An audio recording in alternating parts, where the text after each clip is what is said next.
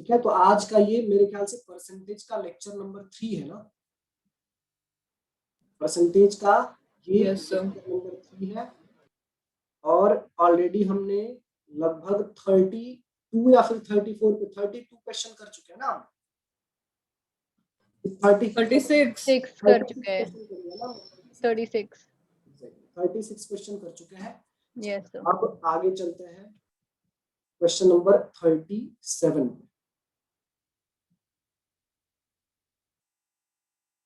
चलिए 37 समझते हैं। क्वेश्चन में है कि during winters an athletes can run x meter on 1 bottle of energy drink. मतलब एक एनर्जी ड्रिंक लेगा तो वो x मीटर दौड़ेगा, ठीक। But in summer he can only run 0.2x। यार विंटर में वो x मीटर जाएगा और समर में जाएगा वो 0.2x, ठीक। तो पूछा गया है कि how many bottle of energy drink are required to run 1000 meter during summer. Summer में अगर 1000 मीटर उसे दौड़ना पड़े, समर में अगर 1000 मीटर दौड़ना पड़े तो बताइए कितना बॉटल एनर्जी ड्रिंक लगेगा उसको, ठीक है। अब ध्यान से समझिए, समर की बात कर रहा है, एकदम सिंपल कंसेप्ट है भाई। 0.2x मीटर 0.2x मीटर जाता है वो एक बॉटल में, ठीक है, ये क्लियर है। तो यस सर। एक मीटर जाएगा कितने बॉटल में, 1/0.2 x बॉटल में, ठीक है। तो 1000 मीटर जाएगा कितने बॉटल में, क्या करेंगे 1000 से मल्टीप्लाई, 1000 डिवाइड बाई 0.2x। देखो यहाँ डेसिमल है ना, तो ऊपर डेसिमल हटाने के लिए 10 से मल्टीप्लाई करेंगे, 10,000 डिवाइड बाई 2x आ जाएगा और कैंसिल करेंगे तो आ जाएगा 5000 x। Option number B correct है। Yes sir. एकदम सिंपल ना, यस सर। लिख लीजिए अच्छे से।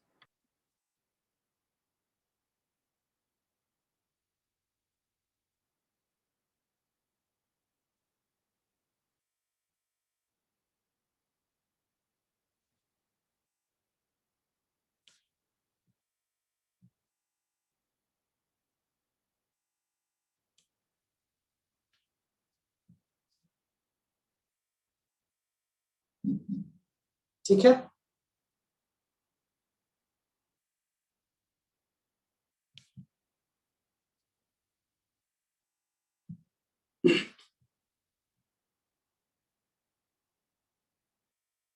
क्लियर है अच्छे से। हाँ sir. Yes sir. Question number 38। 38 देखो, Vinay salary 75% more than Ashok salary. अब देखो 75% का मतलब 3/4 होता है, ठीक। कहा गया है विनय की सैलरी अशोक की सैलरी से ज्यादा है। ज्यादा है तो कैसे लिखते हैं हम, अशोक का 4 है तो विनय का +3 एक्स्ट्रा होगा, यानी विनय का 7 हो जाएगा। पहले ये वाला कंसेप्ट क्लियर है क्या, बताइए।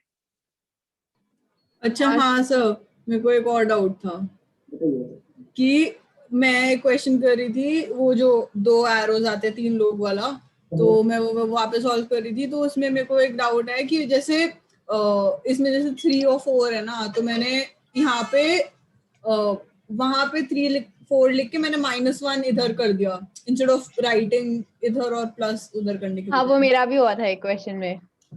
तो उसमें डाउट क्या आ रहा है बताइए, मैं क्लियर करवाता हूं। कि मतलब जैसे यहाँ पे 1/4 होता, अगर 1/4 1/4 3/4 मोर है कि लेस है। वही वो ठीक से देखना होता है कि किससे कौन सा लेस है, इसलिए मेरा गलत हुआ था। लेस है तो माइनस करते हैं, बस ये चेक करो कि कंपेयर किससे हो रहा यस सर। नहीं ठीक है, वो मैं समझ गई, इवन इफ इट्स 3/4, तो आई रोट v को 4 मतलब और a को 1। That's what for checking that also. इसमें देखो कि किससे कंपेयर करा है। देखो विनय की सैलरी अशोक से ज्यादा है, तो विनय के बारे में अशोक बता रहा है ना, इसलिए एरो का डायरेक्शन में बार बार देता हूं कि विनय के बारे में अशोक बता रहा है। वो कह रहा है कि विनय की सैलरी 3+ है किससे, अशोक से। ऐसा ही समझा करो, विनय की सैलरी ऐसे समझो, तो कंसेप्ट ऐसे समझो होगा, विनय सैलरी इज 3+ आउट ऑफ 4। तो ऐसे समझा करो कि अशोक का 4 हो जाएगा और विनय का 3+ होगा, यानी कितना अच्छा ठीक है, समझ गई, है ना। Got it. वो मोर है कि लेस है या फिर सिर्फ 75% है, वो दोनों क्लियर करना होता है। ठीक है, ठीक है सर। वो ये हो गया ना 7 और 4, यहां तक समझाना। Yes sir. चलिए एक काम करते हैं, उसके बाद कहा गया है कि Vinay got a raise of 40%, Vinay को 40% का इंक्रीमेंट मिला, और Ashok got a raise of 25%, Ashok को 25% का इंक्रीमेंट मिला। इसलिए मैं इंक्रीमेंट को प्लस लिखता हूं, डिक्रीमेंट को माइनस लिखता हूं, जहां कुछ नहीं है वहां पे कुछ नहीं लिखता हूं। तो आपसे पूछा गया है कि by what percent is Vinay salary more than Ashok, Vinay की सैलरी अशोक से कितना परसेंट ज्यादा है, मोर देन। सबसे पहली चीज एक बात बताओ, अगर मैं इसको 70 और 40 लिख दूं तो कोई प्रॉब्लम आएगी क्या? नहीं नहीं सर। सर। अच्छा 70 का 40% इंक्रीज करना है, 70 का 40% तो होता है 28, 28 करेंगे तो आ जाएगा ये 98। वैसे ही 40 का 25% मतलब 1/4, 1/4 होता है 10, 10 इंक्रीज करेंगे तो आ जाएगा 50। पहले बताइए ये यहाँ तक क्लियर है? Yes sir. तो पूछा गया है कि विनय का अशोक से कितना परसेंट ज्यादा है, तो पहले चेक करो कितना ज्यादा है। सर ये 48 ज्यादा है। अब 48 का परसेंटेज निकालो कि 48 50 का कितना परसेंट है, तो इसको कैंसिल कर दो, 2 48 2 आ जाएगा 96% मोर, यही हमारा आंसर है। बताइए क्लियर है क्या? लिख लीजिए अच्छे से, कोई कंफ्यूजन होगा तो तुरंत बताइए। Yes sir. सो बेसिकली हमें बेस में वो डालना है जिससे कंपेयर हो रहा है। हाँ, मैथमेटिकल टर्म में हम ये बोलेंगे कि जिससे कंपेयर हो रहा है उसको हम डिनोमिनेटर में डालते हैं, लेकिन मैं उस पे लेके जाना नहीं चाहता। मैं ये चाहता हूं कि क्वेश्चन पढ़ते ही आपका नेचर बन जाए ये समझने की कि भाई किससे कंपेयर हो रहा है। इसलिए मैं बार बार देखो एरो का यूज करता हूँ। ठीक है, एरो का डायरेक्शन समझ जाओगे ना तो आपको क्वेश्चन लिखते ही समझ जाएगा कि भाई इससे कंपेयर हो रहा है और इसकी तरफ हम जा रहे हैं। Okay sir, got it.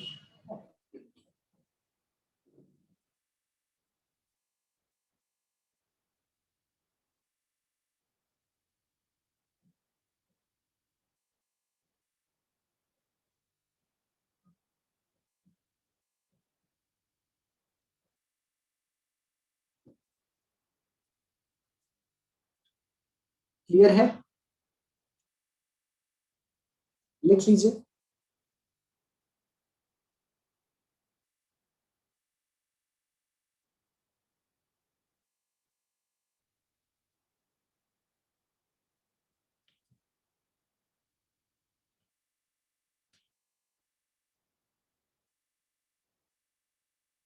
Sir. तो आगे चले। Yes sir. Question number 39। Question में है कि on and morning prayer all the students of a school stand in 3 रोज, 3 रो है, रो नंबर 1, रो नंबर 2 और रो नंबर 3। 3 रो ले लिया मैंने, ए बी और सी। ठीक, अब देखो कहा गया है the first row has 20% more student than second row. जो फर्स्ट रो है उसमें सेकेंड रो से +20% है। ठीक, और कहा गया है कि the third row contains 20% less student than the second row. जो थर्ड रो है उसमें सेकेंड रो से 20% लेस है। पहले जरा बताइए एरो का डायरेक्शन क्लियर है क्या? Yes sir.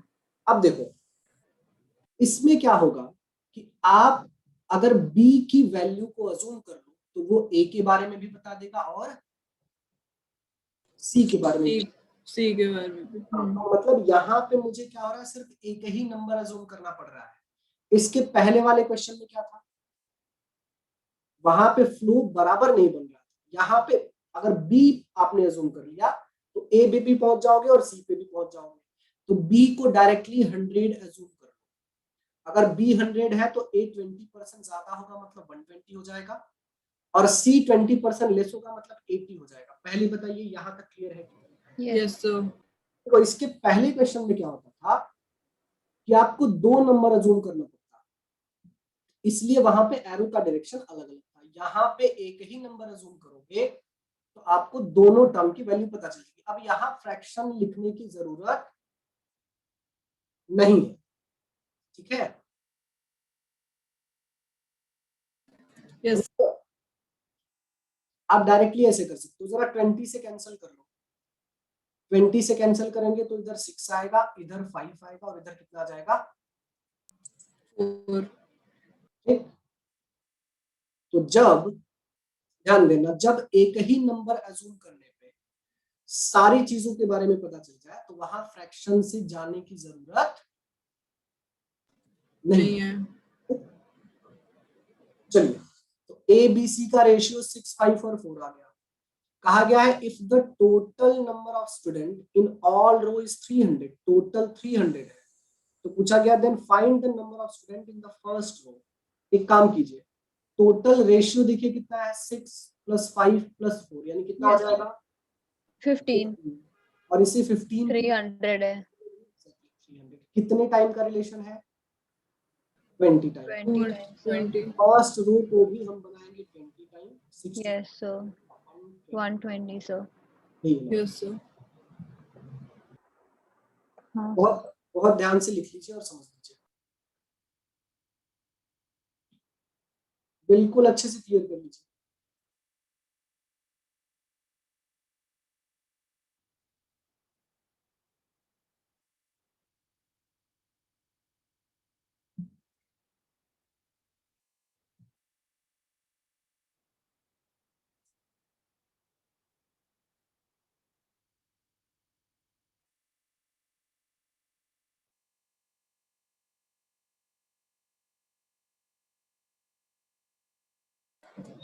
Yes sir.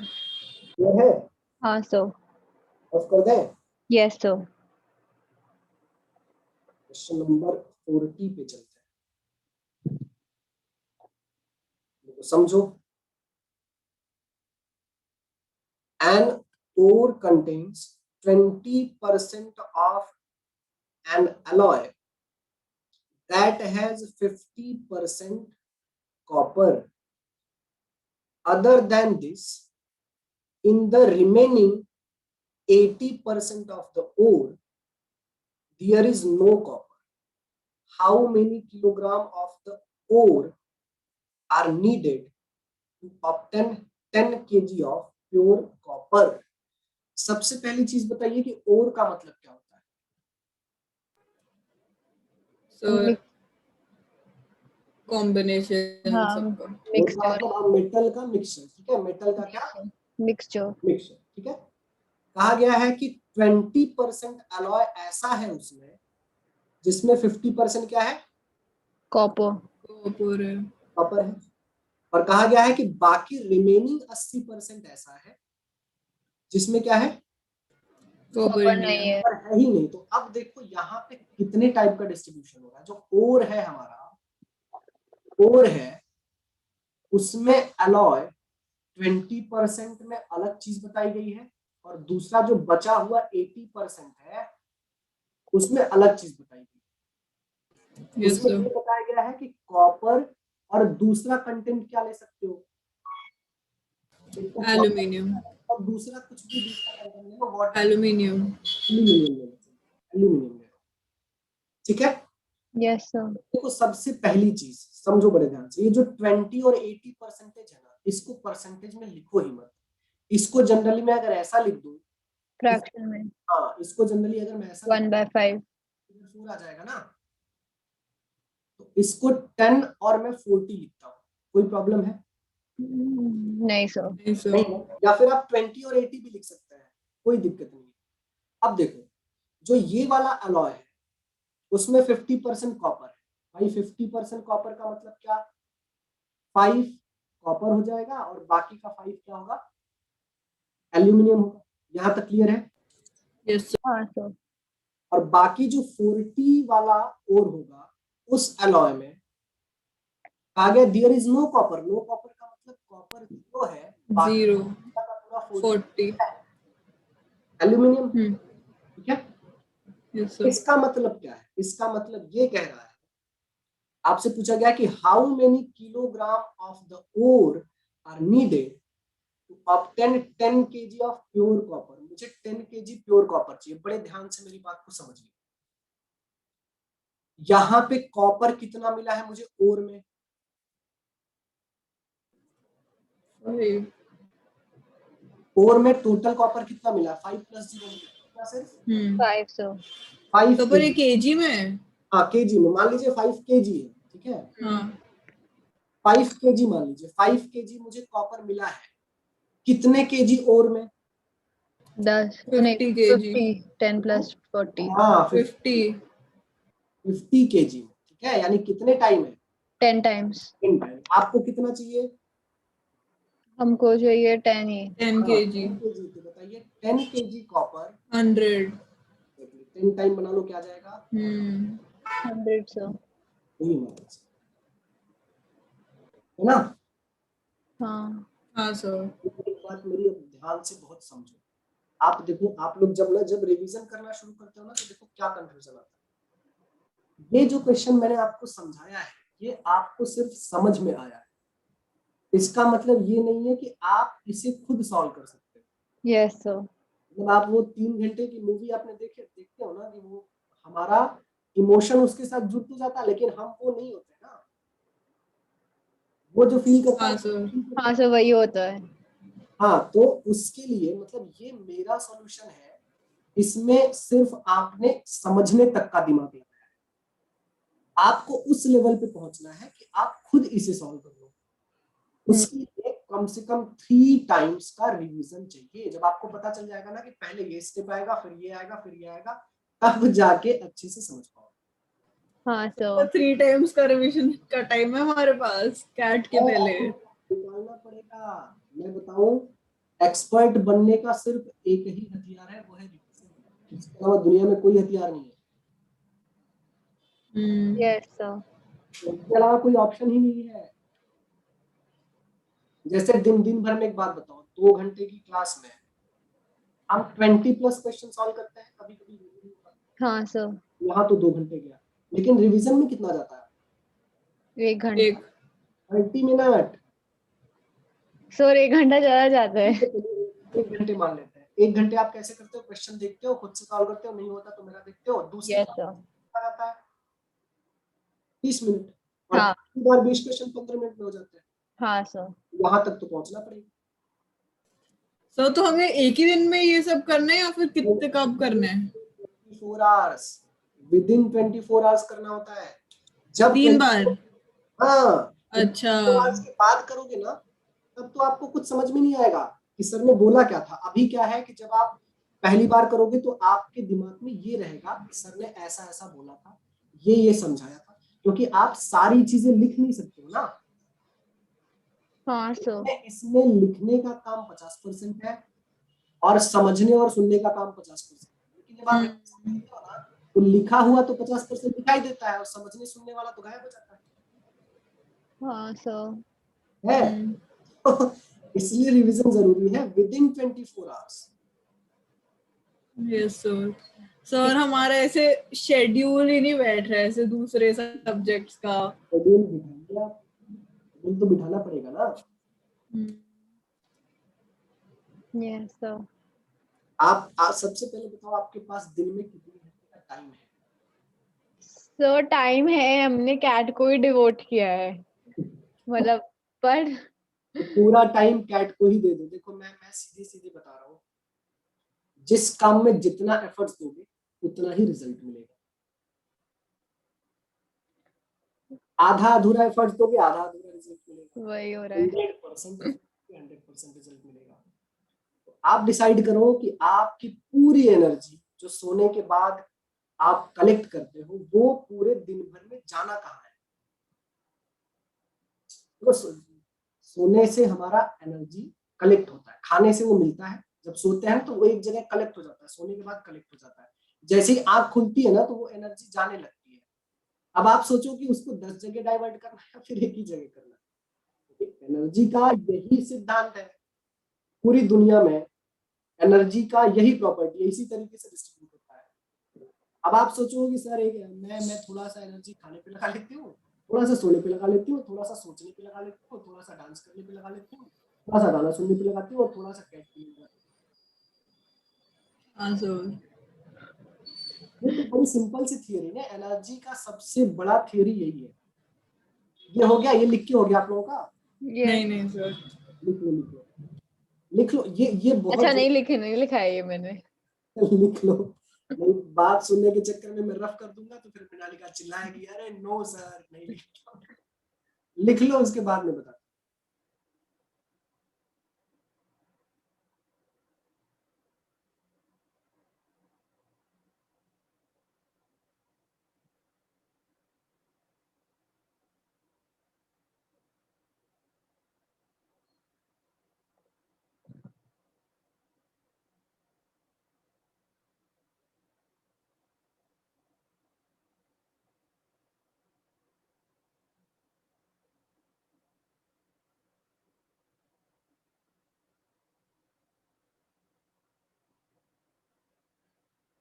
Yes so हो गया ना? हाँ सर। देखो मुझे नहीं पता तुम लोगों ने एनर्जी के बारे में कितनी थियरी पढ़ी होगी, एनर्जी वाला टॉपिक भी फिजिक्स में रहा होगा, लेकिन दुनिया में जो एनर्जी का थियरी है ना वो बड़ा सिंपल है। बड़े ध्यान से समझो। देखो एक एक एलईडी बल्ब वो भी 20 वाट का होता है, और एक लेजर लाइट आपने देखा ना, वो भी 20 वाट का होता है। ये एलईडी भी लाइट है, दोनों लाइट है, दोनों की एनर्जी सेम है, दोनों की एनर्जी क्या है? सेम है, दोनों लाइट है। लेकिन ये जो 20 वाट का बल्ब है ना, ये किसी आयरन को कट नहीं कर सकता, लेकिन 20 वाट का जो लेजर लाइट है ना वो पूरे आयरन को कट कर देता है। हाँ सर। तो सर क्योंकि एलईडी लाइट बहुत ज्यादा जगह लाइट देते हो, वो सिर्फ बहुत कम जगह। नहीं, एलईडी लाइट की एनर्जी फोकस नहीं है, एक जगह नहीं है, हाँ वही बहुत पूरे जगह। कमरे को लाइट देने की कोशिश करता है, जबकि 20 वाट की कैपेसिटी का लेजर लाइट एक ही जगह पे फोकस करता है, पूरी एनर्जी को एक ही जगह फोकस कर देता है। तुम सोचो, तुम डिसाइड करो कि सोने के बाद जो एनर्जी आप कलेक्ट करते हो वो कहाँ कहाँ डाइवर्ट है। तो पूरा कैट के लिए लगा देना है, या फिर थोड़ा बहुत एक्सरसाइज करने में लगा देना है, थोड़ा हेल्थी रहने में लगा देना है, थोड़ा सोचने में लगा देना है। हाँ सर। सर आप मोटिवेशनल पेज खोल लो सर एक।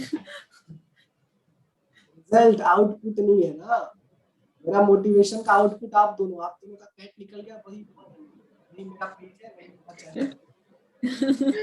हाँ सर। जब वो खोलने से आप लोगों का कैट क्लियर हो जाएगा तो बताओ वही करता तो वो हम उठते ही फिर देखा करेंगे ना।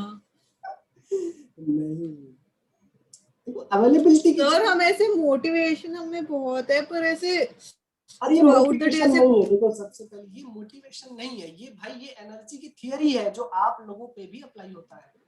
सर हाँ हमें वो सब होता समझ है, गए। हमें 2 दिन रहता है, फिर 2 दिन फिर से चला जाता है, फिर वो फिर से फ्लो टूट जाता है, फिर से हम बैक टू उसके स्क्वायर लिए वन। ये उसके 2 महीने से ऐसे ही हो रहा है, वेस्ट हो उसके रहा लिए है। देखो क्या होता है ना, एक एक कैसा ना, कोई एक चीज, कोई एक स्टेटमेंट, कोई एक इंसिडेंस आपको बहुत ज्यादा फोकस बना सकती है, बहुत ज्यादा।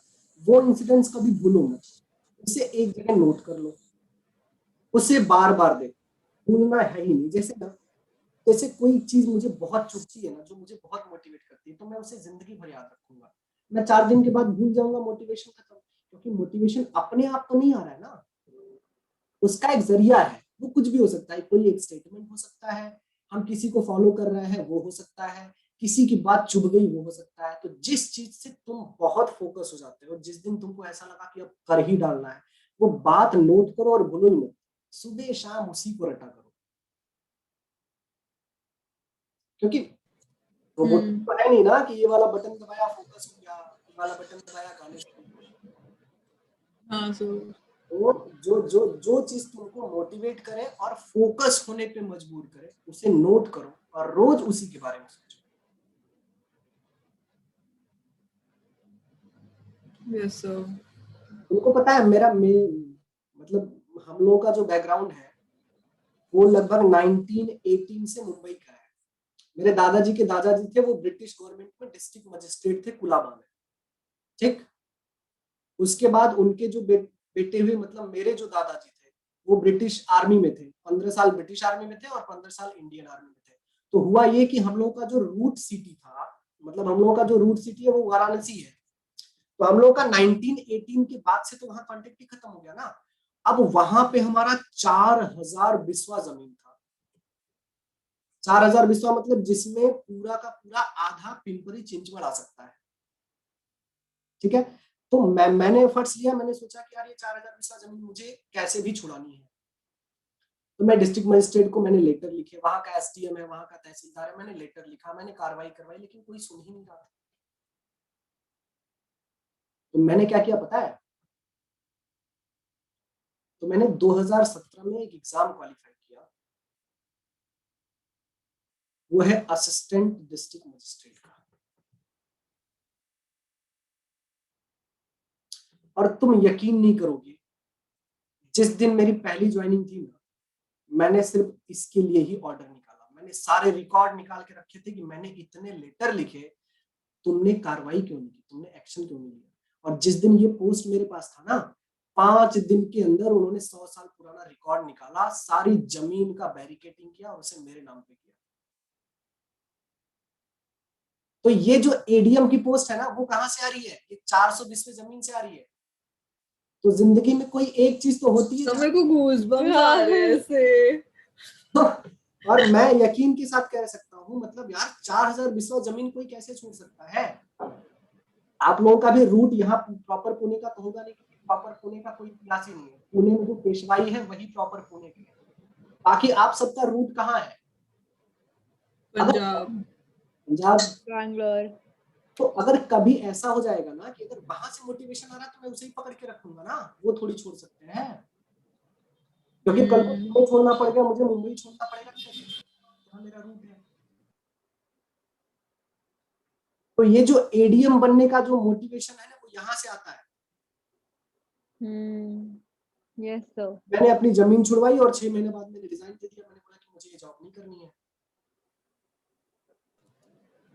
Wow sir. वाह की बात नहीं है, तुम्हारी जिंदगी में मोटिवेशन आ कहां से रहा है, उसे भूलो ही मत, बिल्कुल मत भूलो। कैट बहुत मोटिवेट कर दिया आपने एकदम। हाँ एकदम।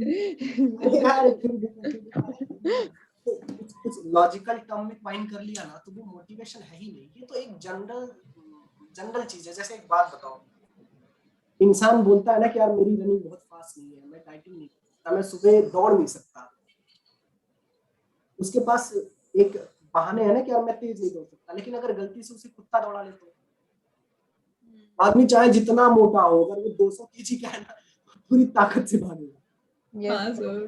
तो तुम वो कुत्ता कहाँ है, उसे खोज लो, तो तुम्हें सब पूरी ताकत से भागने को हाँ सर। मोटिवेशन है ये भाई, जनरल लाइफ है, ये ऐसे ही चलती है। तुम्हारा एम क्या है, वो तभी अचीव हो सकता है जब उस एम की तरफ कोई ऐसी चीज हो जो तुम्हें बार बार पूरे फोर्स से ढकेलती हो। इम्पोर्टेंट तब जिंदगी में एम नहीं रह जाता, इम्पोर्टेंट वो हो जाता है कि तुम्हें वो फोर्स मिल कहां से रहा है। जैसे बिना एम तुम्हारे पास है, तो तुम्हारे पास एक बल्ब है, लेकिन भाई जलाने के लिए लाइट तो चाहिए ना। हाँ सो तुम इस एम के पीछे भाग रहे हो यार, वो लाइट के पीछे भागो भाई, लाइट जलाओगे बल्ब अपने आप जलेगा। हाँ सही बोल रहे हो। हाँ सर तो बस इतनी, तुम्हारा एम कैट है, लेकिन उसे पढ़ने के लिए जो एनर्जी आ रही है, जो तुम्हें बार बार उसी तरीके से ढकेल रही है, वो कहाँ से लेके आओगे, वो खोजो बस। ये बात समझ में? हाँ सर यस सर। बहुत भयानक भीड़ है, 8 लाख 10 लाख से ज्यादा लोगों की भीड़ है, हाँ सर लेकिन सबका यही है, एम उनके पास है, लाइट नहीं है उनके पास, मतलब वो पीछे दौड़ने वाला कुत्ता नहीं है उनके पास। तो वो खोजो अपने आप सब अचीव हो जाए। तो इंडिया में इतना कंपटीशन है, इतना नहीं है, ज्यादा नहीं है, बिल्कुल नहीं, मैं बोलता हूँ जीरो कंपटीशन है, जीरो कंपटीशन है, सब लोग। और आप अभी बोल रहे हो 8-10 लाख लोग हैं। लेकिन मैं तो इसलिए बोल रहा हूँ कि तुम्हें पता चले कि यार इंपॉर्टेंट कितना है, लेकिन कंपटीशन जीरो है, क्योंकि हर इंसान अपनी इफिशियंसी से ही लड़ाई लड़ेगा ना। अब जिसमें हम भी अपनी एफिशिएंसी लड़ाई लड़ रहे हैं ना। अगर आपने अपनी इफिशियंसी ना कर ली तो ऑब्वियस सी बात है सिलेक्शन आपका होगा, जो सबसे तेज दौड़ेगा सिलेक्शन उसी का होना है। मेरिट का सवाल है ना, सिर्फ क्वालिफाई करने का सवाल नहीं है, मेरिट का सवाल है। हाँ सो तो एफिशिएंसी बढ़ाने का सोचो, स्पीड बढ़ाने का सोचो। हाँ नहीं अगली मत सोचो सर शेड्यूल बिगड़ा हुआ है, बनाओ भाई शेड्यूल बनाओ। यस सो करना ही पड़ेगा। सो शेड्यूल है, हमें पता है क्या करना है, नहीं होता है, प्लान कर चुके हैं, हमारा डे इम्प्लीमेंट प्लान ऐसे। है। हाँ हमें इम्प्लीमेंट पता है, हमें उठना है, ये करना है, वो करना है। तो उठना एक दिन लेट हो जाता है, या तो अगर हम उठते भी है तो हम पढ़ते थोड़ा लेट है, फिर पूरा शेड्यूल खराब हो जाता है, ऐसे कुछ होता है सर, एकदम स्टूपिड चीजें होता है जो हम कंट्रोल कर सकते हैं। क्यों होता है? क्योंकि तुम्हारे पास प्लान तो है, मैंने बोला ना तुम्हारे पास एलईडी बल्ब तो है, लाइट नहीं है, जलेगा कहाँ से? Yes sir. लाइट के पीछे दौड़ो, यार वो लाइट कहाँ से मिलेगा? दोनों होने जरूरी है। तुम्हारे पास प्लान तो है, लेकिन उस प्लान पे तुम्हें फोकस रहने के लिए, उसी फोकस प्लान नहीं है को सर। बिल्कुल रिजिड रहने के लिए एक एक्सटर्नल फोर्स की जरूरत पड़ती है। मतलब रॉकेट तो है, रॉकेट में फ्यूल डालने का काम, हाँ सर वही बात है, ऊपर जाएगा ना। वही बात है। प्लान सबके पास है, जितने भी लोग कैट का एग्जाम दे रहे हैं सबके पास एक प्लान है, सबके पास सिलेबस है, लेकिन तुम्हें बार बार वो करने को मजबूर कौन सी चीज करेगा, उसे खोजो। ठीक है ना? जो जो जो सुबह उठ के नहीं दौड़ रहा है ना, उसके पीछे रोज कुत्ता दौड़ा दो, तो दुनिया में सबसे तेज दौड़ने वाला, हाँ सर हाँ सर, और 10 दिन के बाद वो खुद ही दौड़ने लग जाएगा। तो दुनिया में सबसे तेज दौड़ने वाला आदमी बनेगा, क्योंकि इस बार वो इसलिए नहीं दौड़ रहा है कि वेट लॉस करना है, वो इसलिए जान बचानी। भीड़ कब हुई ना तो कुत्ता काट लेगा, हाँ डर डर पैदा। हाँ सर हाँ यस सर। ये दोनों लिख लेना, कुत्ते वाला एग्जांपल लिख लेना, लाइट वाला लिख लेना, बल्ब वाला लिख लेना, रोज इसे ही पढ़ना, जहां पे तुमने प्लान बनाया है ना उसी के नीचे लिख देना ये रोहित सर का एग्जांपल है। हाँ सर चलो ठीक है, आगे चले। Yes sir. ये क्वेश्चन नंबर 41। यार मतलब मैं पढ़ाऊं भी तुम लोगों को, मैं प्लानिंग भी बताऊं और तुम लोगों को मोटिवेट भी करूं, गजब। सर अच्छे क्वेश्चन है, चलिए क्वेश्चन नंबर 41। देखो क्वेश्चन में है कि last year Australian football team played 80 football matches, out of which they managed to win only 20%। तो भाई टोटल 80 मैच खेले गए, उसमें से सिर्फ 20% उसने जीते हैं, 20% मतलब 16 उसने मैच जीत लिए हैं। कहा गया है कि this year so far it has played some matches, कुछ मैचेस इस साल भी खेले गए हैं, which has made it mandatory for it to win 80%। अब 80% उसे जीतना है, 80% of the remaining matches to maintain its existing winning percentage. यहां की लाइन को बड़े ध्यान से समझो, 80 मैचेस उसने लास्ट ईयर खेले थे, ठीक, जिसमें से 20% जीते उसने। 80 मैच में से 16 मैच उसने जीत लिया। लास्ट ईयर की बात है ये लास्ट ईयर की बात है। रुको मैं फिर से इसको लिख देता हूँ, थोड़ा स्पेस चाहिए। 80 मैच में से 20% मैच जीते, मतलब 16 मैच उसने जीता, ठीक। कहा गया है कि this year so far it has played some matches, कुछ मैचेस इस साल भी खेले गए हैं। कितने खेले गए हैं ये पता नहीं, ठीक है। कहा गया है कि which has made it mandatory for it to win 80% of the remaining matches to maintain its existing winning percentage. मतलब क्या है कि 80 में से 16 मैच उसने जीत लिया। कितना मैच बचा है? 64। 64। अब बचे हुए का 80% मुझे और जीतना है। बचे हुए का 80% कितना हो जाएगा बताइए? 6.4 to 8. 20% होगा 12.8। Yes, sir. 64 माइनस 12.8, ठीक है। अब कहा गया है कि find the number of matches placed by Australia so far this year. इस ईयर कितने मैच उसे खेलना पड़ेगा। अब इसमें कहां पे हम लोग स्टक हो रहे हैं पता है क्या? कहां पे अटक रहे हैं हम लोग? So far it has played this year, so far it has played some matches which has made it mandatory for it। इसका मतलब to win 80% of the remaining matches to maintain its existing winning percentage। अच्छा, winning percentage मतलब ये 20% ही हमको manage करना है, 20% ही हमको manage करना है। तो मेरे ख्याल से क्वेश्चन का मतलब ये है कि इस साल भी उसे 20% मैच ही जीतना है, इसको मेंटेन करना है।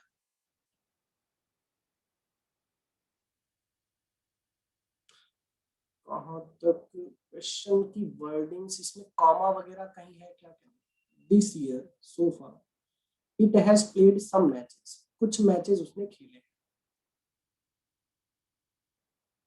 which has made it mandatory for it to win 80% of the remaining matches। बचे हुए मैचेस का 80%, मतलब ये कितना आ जाएगा? जरा इसको माइनस करेंगे क्या? 4 माइनस किया तो 60, फिर 8 माइनस किया तो 62, यानी 61.2 आएगा क्या? 61.2 आएगा क्या इसका माइनस करने पे? 51.2 सर। 51.2. 51.2, sir. हाँ 51.2 51.2 51.2। यार तो आपसे ये पूछ रहा है कि बताइए इस साल कितने मैच खेले गए। भाई इसका तो इंफॉर्मेशन ही नहीं है मेरे पास। 20% की वैल्यू जब पता ही नहीं हमको तो ये तो निकाला ही नहीं जाता। जरा इसका आंसर चेक कर लो, इनसफिशिएंट इंफॉर्मेशन है क्या?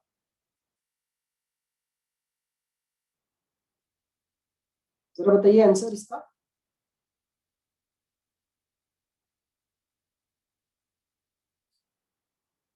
ऑप्शन नंबर डी देखिए, सही है। हाँ सर, यही है। The data is insufficient since the number of matches to be played by Australia this year is not given। हाँ, क्योंकि सारा प्रॉब्लम तो पिछले साल का बता रहा है, लास्ट ईयर का। प्रेजेंट ईयर का तो कुछ म्यूट है। तो डेटा इनसफिशिएंट इसका आंसर है। Yes, information.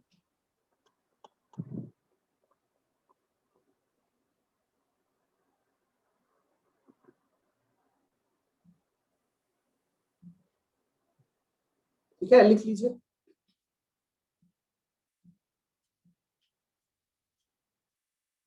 Yes sir. हो गया। Next question. अब देखो ना, नेक्स्ट क्वेश्चन 42 बड़ा सिंपल है, आपको बहुत सिंपल लगेगा। The population of village is 4 lakh. Increase rate is 20%. Find the population at the starting of 4th year. Starting of 4th year का मतलब 3 साल बढ़ा 3 ना, साल के बाद 3 साल एग्जैक्टली, मतलब 20% का मतलब 1/5 होता है। और यस 1/5 कितनी टाइम्स इंक्रीज करना है? 3 बार। एग्जैक्टली, तो क्या लिखेंगे? 5 to 6 one time, 5 to 6 5 to 6 5 5 to 6 yes sir. Multiply करेंगे, 125 और 1 to 1 स्क्वायर और क्यूब आप दोनों याद नहीं, थोड़ा बहुत याद है। और सर हमने प्लानिंग बनाई, हमने प्लान किया हुआ है कैसे करना है।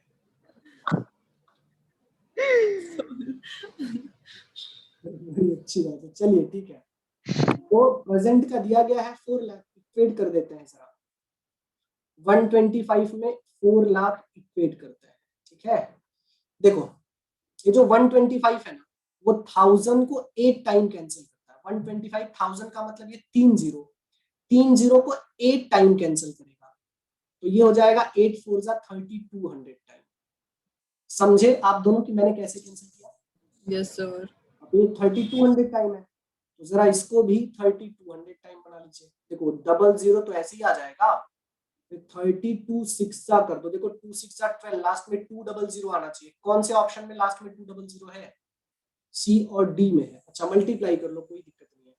देखो मल्टीप्लाई 32 6 हो जाएगा 36 18 192 कैरी 19, 32 1 जा 32, 32 और 19 51, 51 का 1 कैरी 5, 32 6912 5 69 6912। यही आंसर है। देखो एकदम सिंपल मेथड से। Yes sir. अब एक डिफरेंस देखो, आपको समझना जरूरी है। आप लोग याद करो, जब इस फॉर्मेट का क्वेश्चन मैंने आपको फर्स्ट टाइम करवाया था, तो कम से कम हमारा 5 मिनट गया होगा, लेकिन आज क्वेश्चन पढ़ते ही आप समझ चुके हो। यस मैं सर। क्या लिखने वाला हूँ वो भी पहले से क्लियर था, सॉल्यूशन भी पहले से क्लियर था। हाँ सर। क्या है कि जितना तो ये टाइप वाले तो हाँ अच्छे से ये ही टाइप, आते हैं। और ये टाइप वाला इजी भी लगता है। नहीं क्यों? हाँ ये टाइप वाला पहला क्वेश्चन तो इजी नहीं था, ये वाला इसलिए इजी लग रहा है क्योंकि हमने इसकी प्रैक्टिस अच्छे से कर ली है। क्या इसका मतलब हमारे लिए सिर्फ वही क्वेश्चन इजी होता है जिसकी प्रैक्टिस हमने बहुत कर ली है। वो तो सारे है। क्वेश्चन की प्रैक्टिस करनी है। हाँ सर। लिख लीजिए। अभी शेड्यूल को फॉलो करेंगे सर कल से। तो कल से न्यू वीक है, मंडे है कल से हाँ सर, सर। और जून भी स्टार्ट हो रहा है अब तो बस। तुमको पता है इंसान का दिमाग उसे हर अच्छी और बुरी चीज में बार बार कन्विंस कर लेगा। जैसे जैसे अगर इंसान चाहे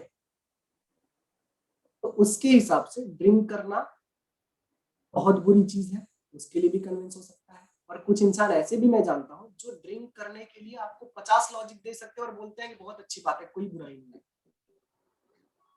वो शेड्यूल ना फॉलो करने के लिए आपको 1000 चीजें कन्विंस करने के लिए मिल जाएंगी। आपको डिसाइड करना पड़ेगा कि ये कन्विंस कर रहा है, नहीं मानना है, कन्विंस कर रहा है, नहीं मानना है। जैसे सुबह उठने को लेके ना, तुमको पता है इंसान का मन, उसे तोड़ डालो बिल्कुल, मतलब ऐसा होना ही नहीं चाहिए तुम अपने मन के बस में हो। और इंसान के मन का टूटना बड़ा जरूरी है, नहीं तो वही तुमको कन्विंस करता है। जब तुम अपने कंफर्टेबल जोन से बाहर आते हो ना, तो तुम्हारा मन तुम्हारे सामने आ जाता है और बोलता है कि नहीं मुझे आराम करने दे भाई। दुनिया में ये बहुत सारे लोग कर चुके, तू मत कर। वहीं उसे, हम दोनों ही बैठे हैं सामने। वहीं उसे तोड़ डालो। यही होता है। अब तुमको सर हम हर रोज डिसाइड करते हैं कि हम रात को सोने के पहले कि हम सुबह 6 बजे मिलेंगे वॉक के लिए, ये ताकि कि हम मिलेंगे, हम उठेंगे और शाम को चले जाते पर क्योंकि हम दोनों ही नहीं उठते। और मैं तुमको बताऊं, जैसे कभी ऐसा होता ना कि सर मैं ये फॉलो नहीं कर पा रही हूँ, मतलब तुम्हारा मन तुमसे ज्यादा स्ट्रांग है, तो तुमको करने सही है। Yes sir. उसे तोड़ने का सबसे बड़ा रीजन क्या है? सबसे कोई मतलब कभी ऐसा आता होगा ना दिमाग में, सर कोई ऐसा काम बताओ जिससे मन टूट जाए, वो तुम्हारा सुनने लग गया। तो वो क्या है पता है? सुबह जबरदस्ती उठ जाना। जिसकी आदत अपनी नींद तोड़ने की है ना, उसका मन उसका गुलाम बन जाता है, जो बोलोगे वही करेगा।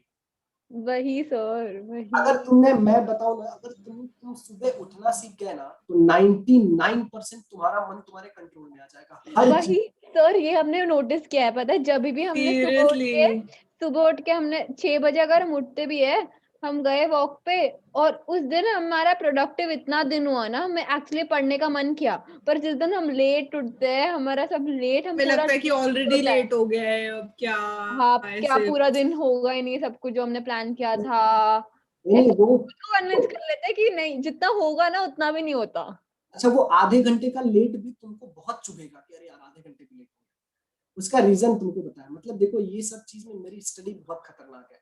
उसका रीजन मैं तुमको बता रहा हूँ। एक इंसान एक सेल्फ सजेशन का पे काम करता है। इंसान का जो दिमाग है ना, वो सेल्फ सजेशन पे काम करता है। मैंने तुमको बताया ना, देखो बहुत बेहतरीन साइंस है। अगर तुमको सुबह उठना हो 6 बजे, नहीं उठ पाओगे, लेकिन अगर सुबह तुम्हारी 4 बजे की फ्लाइट हो गया ना, तो वो कभी मिस नहीं होती, चाहे जितना लेजी आदमी। तो ऐसा चेंज कहां से आता है पता है? वो आता है सेल्फ सजेशन से। सेल्फ सजेशन कौन एक्सेप्ट करता है? इंसान के पास एक लेफ्ट वाला ब्रेन होता है और एक राइट वाला होता है। इंसान जब जागा रहता है तो लगभग पूरी जिंदगी में वो सिर्फ लेफ्ट वाले ब्रेन को ही एक्टिव रख पाता है। राइट वाला ब्रेन बिल्कुल डेड होता है। जबकि सेल्फ सजेशन का काम तो यही करता है।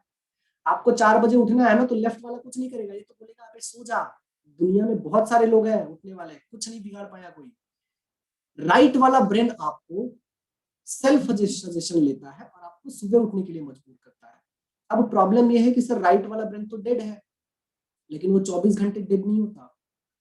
वो 3 घंटे तक 100% इफिशियंसी पे एक्टिव रहता है। वो 3 घंटे कौन से पता है?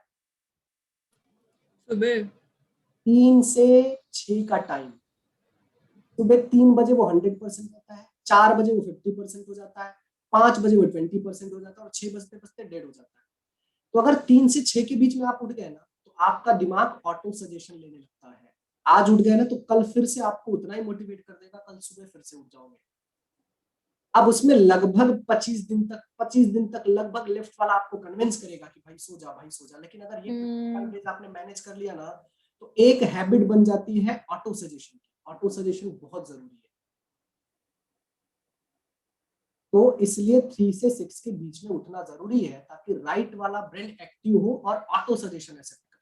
लेफ्ट वाला ब्रेन बहुत कन्विंसिंग है, हर गलत चीज में कन्विंस कर लेगा ये। राइट वाला कभी भी गलत चीज को एक्सेप्ट नहीं करता और ऑटो सजेस्ट करता है। यस सर 3 से 6 उठना जरूरी है। 3 से 6 उठ गए ना, तो दुनिया में कोई भी काम हो, तो आपको मैसेज करेंगे कल गुड मॉर्निंग करके। हाँ सर। मैं एक ना तुमको अलार्म का ट्यून भेजता हूँ। सुबह वो बजते ही तुमने 2 सेकंड सुन लिया ना, तो नींद गायब हो जाती अच्छा, तो कहाँ से सुनते हो सब? है। लेकिन वो जैसे ही बजना शुरू हुआ ना, तो नींद गायब ही हो जाएगी। ठीक है तो। और मतलब ऐसा डरावना नहीं है कि कोई बहुत डरावनी चीज है तुम डर के उठ गए, नहीं ऐसा नहीं। बहुत रिलैक्स होके अपने आप नींद खुल जाती है। हाँ, हमारा अलार्म भी वैसे ही है सर। हाँ, भै भै भै करके मुझे लगता है नींद में खुद automatically sir. Most of the times when I get up at 10 o'clock I don't know when I shut the alarm. नींद में मेरे को नहीं पता होता कि अलार्म बजा भी है। हाँ, मेरे को नहीं पता होता अलार्म बजा ही। आज भी बजा था मेरे को। ये मेरे को लगता है कि अलार्म बजा ही नहीं है, पर मैं बंद कर देती हूँ नींद में। मेरे को नहीं पता होता कि मैं अलार्म बंद कर चुकी हूँ। ऐसे सोती हूँ मैं। सुबह मैं तुमको अलार्म भेजता हूँ, सुबह वो अलार्म पे सेट करो, उसे बजने दो। उसके बाद मैंने तुमको एक 5 मिनट का एक मैंने साउंड ट्रैक भेजा था। हाँ सर।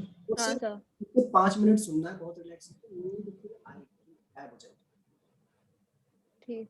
हाँ सर, एक बार जब हम उठ जाते हैं ना, जब हम बेड से उतर जाते हैं, फिर नींद मतलब बस चली खड़े होना होता है बेड से, बस उसके बाद सब सही हो जाता है। बस आंखें से उठना है बस। दुनिया का सबसे बड़ा फ्रॉड यही तो है कि सर खड़े नहीं हो पाते हैं। हाँ, बेड छूटता खुल नहीं, भी जाएगी। पकड़ के रखता है कि भाई मत जा मुझे छोड़ के। वही तो यार, वही तो जीतना है, मैं वही तो समझा रहा हूँ। हाँ सर, उतना स्ट्रांग होना चाहिए मन। एग्जैक्टली, तो उसके लिए मन का टूटना बड़ा जरूरी है। मतलब ऐसा कंडीशन आओ कि मन का सुने ही मत, उसको बोल दो कि हट बे, नहीं सुनना है, अपना काम कर। तो ऐसा करते करते एक बार तो वो तुमको कन्विंस करना बंद कर देगा, बोलेगा कि यार ये तो कुछ सुनता ही नहीं। लेकिन हाँ। उसके राइट वाले ब्रेन का एक्टिव होना बड़ा जरूरी है, जो सिर्फ 3 से 6 के बीच में ही एक्टिव होता है। यस अक्षता कल 5:30 उठेंगे। यस हाँ, सर, गुड मॉर्निंग। नहीं आया ना हमारा, बस देख लो सर। हाँ सर, वो कल सुबह 5 ही बजे उठो ना, उठते ही। 5:30 क्यों? हाँ 5:30 बहुत है स्टार्टिंग में, लेकिन तो पहले 10 दिन 5:30, फिर 5-4 भी करेंगे फिर। ठीक है। लेकिन अलार्म जो मैं भेज रहा हूँ ना, दोनों वही अलार्म सेट करो, फुल वॉल्यूम करो। और डन सर। जो सबसे इम्पोर्टेंट चीज है, मोबाइल को अपने बेड से कम 10 कदम दूर रखो, हाँ सर, ये जाके बंद करते करने हैं की। हम। सर वो बजता रहता है, मेरी मॉम दूसरे कमरे, मैंने ये भी ट्राई करा हुआ है। मैं इतनी ऐसे हो जाती हूँ, छोड़ो वो बजने, तो मैं सो रही हूँ कि मम्मी दूसरे कमरे से आके ऑफ कर दिया फिर अलार्म मेरा। अच्छा, एक बात बताओ मेरे को, मैं तुमको बता दूं। सुबह उठने के लिए एक प्रॉपर साउंड चाहिए होता है, जो पूरी नींद खोल दे तुम्हारी।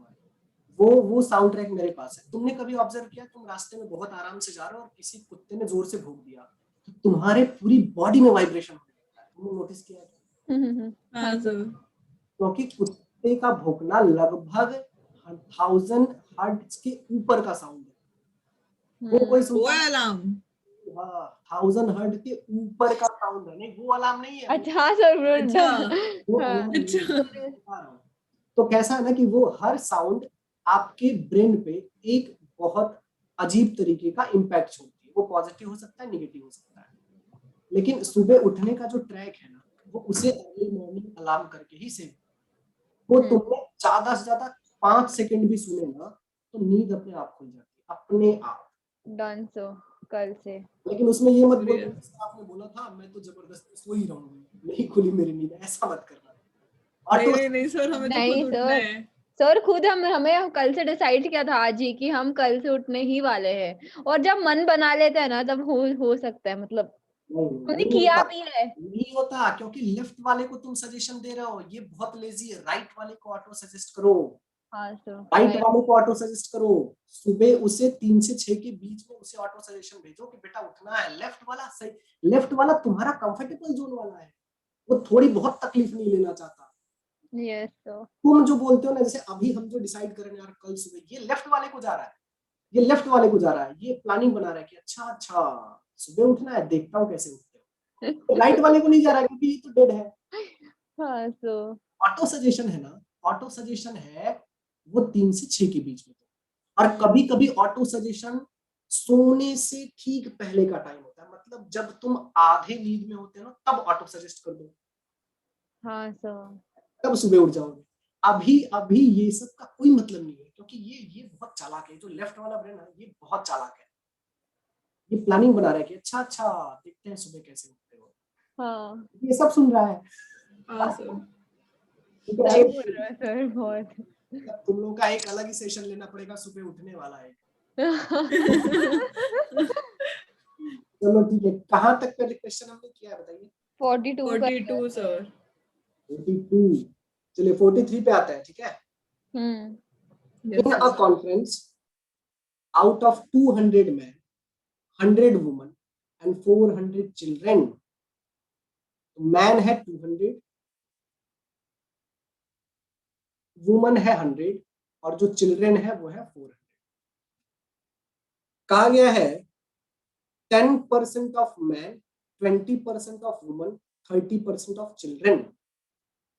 तो मैन का 10%, वुमन का 20%, सर ये तो बहुत इजी क्वेश्चन है। बहुत बहुत सिंपल है, 30%। हाँ sir, find the percentage of people जो रिमेनिंग। इंडियन, क्या बोला गया है? वेयर इंडियन, ये इंडियन है, ध्यान से समझो। हाँ, तो जो रिमेनिंग नहीं है वो ढूंढना है, मतलब भाई माइनस करके। माइनस करना है बस। इसमें 20 इंडियन है और इसमें है 120 इंडियन, यानी total yes sir, 160 sir, 160 Indian है आउट ऑफ।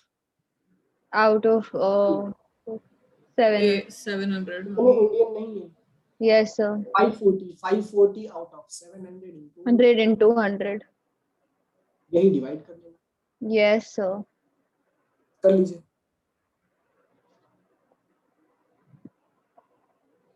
कितना आएगा? सर पर ऐसे इजी क्वेश्चन आते नहीं ना कैट में, यही प्रॉब्लम है।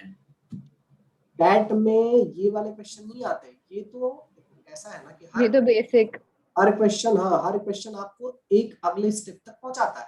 हाँ सर। क्वेश्चन ये पूछा जाता है, लेकिन यहाँ तक पहुंचने का रास्ता यही है।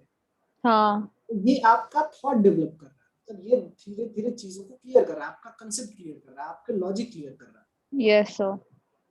आते हैं वैसे ऐसे टाइप के क्वेश्चन आते हैं। चलिए आगे चलते हैं। Question number 44. A table and a chair are priced ₹3,000 and 1,000 respectively. Table का 3,000 है, चेयर का 1,000 है। आगे if the price of table and that of the chair increase by 20%, 10%, तो भाई डायरेक्ट अब लिख देते हैं ना 3,000 और 1,000, लेकिन कभी कभी देखो एक्सचेंज कर लेता है भाई, वो टेबल है और ये चेयर है।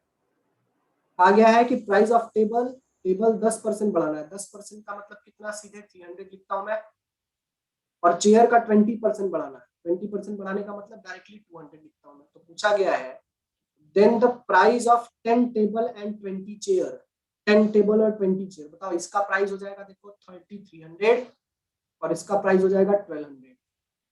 यस तो इसमें 10 मल्टीप्लाई कर लो प्लस और 20 मल्टीप्लाई 20। यस सर, ये भी इजी था। बन जाएगा 33,000 और ये बन जाएगा 24,000। 3 जीरो को पकड़ने की जरूरत नहीं है, 33 और 24 ऐड कर लो, 57 आ जाएगा, 57,000, यही answer. Yes yes sir. Sir. आगे चले। हाँ सर। हाँ सर। 45.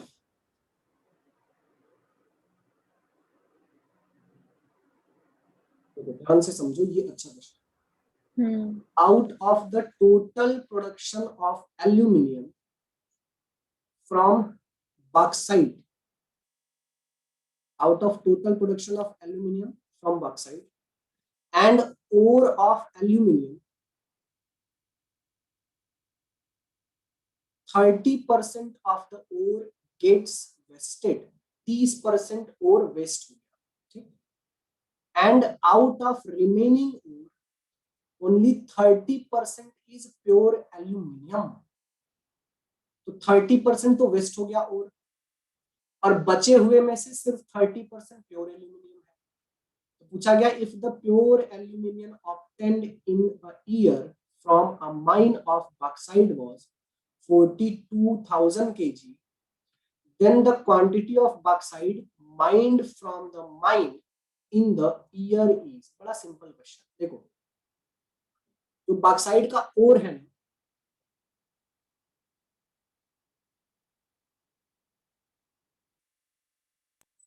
जो बॉक्साइट का ओर है, हाँ सर। मान लीजिए वो टोटल 100 था, 100 में से 30% लॉस हो गया, मतलब कितने का लॉस हो गया, 30 का वेस्ट है। 70। 70। अब इस 70 का 30% प्योर एल्यूमिनियम, मतलब कितना एल्यूमिनियम है, 21। 21। और इसी प्योर एल्यूमिनियम की बात कितनी बताई गई है, 42,000 kg। 1000 kg, ठीक है। कितने टाइम है जरा चेक कर लो सर, ये 2000 सर 2000। आपसे पूछा गया है when the quantity of bauxite, bauxite का मतलब टोटल क्वांटिटी 100 पूछा गया है, तो इसको बनाएंगे कितने time, 2000 time, 2000 time 2 lakh. 2 lakh. Easy. हाँ ये भी इजी है बट समझ नहीं पा। इससे भी इजी है। इससे अच्छा। क्या पता है, देखो अगर उसने बोल दिया कि 30% वेस्ट हो गया, मतलब बचा कितना, 70 सर। तो फॉर्मेट तो यही है ना कि भाई यार टोटल का 70% लो और उस 70 का 30% लो। 70% का मतलब 7/10 और 30% का मतलब क्या, 3/10। तो 7/10 लेने का मतलब 10 में से 7 ले लो और 10/3 का मतलब 10 में से 3 ले लो। इधर कितना हो जाएगा, 100, इधर हो जाएगा 21। 21 की वैल्यू 40,000, 2000 टाइम है तो इसको भी 2000 टाइम बनाएंगे, कितना आ जाएगा। Yes sir. तो यहाँ से मुझे यहाँ तक पहुंचना, लेकिन उसके लिए देखो क्वेश्चन पढ़ते ही ये थॉट आना चाहिए कि भाई ये तो सक्सेसिव है। दोनों लिख लीजिए, कोई आया है, बस चेक करके आता हूँ। अब लिख लीजिए ध्यान से और नेक्स्ट वाला क्वेश्चन पे जरा फोकस कीजिए।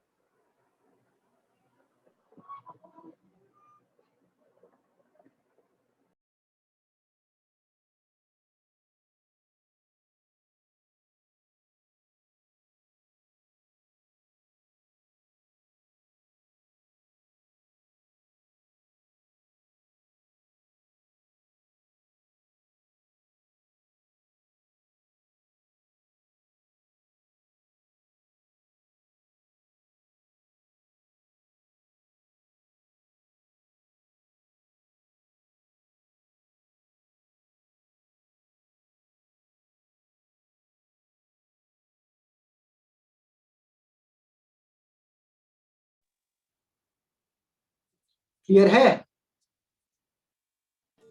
सर 2 मिनट दूसरा वाला मेथड लिख रही हूँ। देखो करना दूसरा वाला ही है, करना आपको दूसरा वाला ही है, लेकिन अब क्वेश्चन के साथ वो अंडरस्टैंडिंग अपने आप डेवलप हो जाती है कि यार बचे हुए का 70% लो, फिर 70 का 30 लो, तो अपने आप यहाँ सिर्फ इतना ही लिखने की जरूरत पड़ती है, लेकिन उसके लिए थोड़ी प्रैक्टिस चाहिए।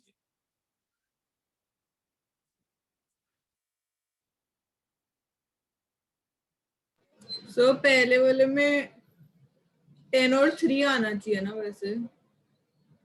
10 और 3 नहीं, क्योंकि तो 70% कम हो रहा है ना। देखो यही तो प्रॉब्लम है। उसने क्या बोला है कि 30% वेस्ट हो गया, तो उसको तो पकड़ना ही नहीं है, जो बचा हुआ है उसको पकड़ना है ना।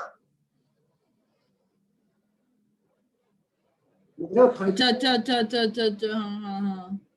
और उसके बाद 30। देखो सिंपल है, टोटल का 70% बचा और ये जो बचा इसका 30%, मतलब सक्सेस ही हो गया ना।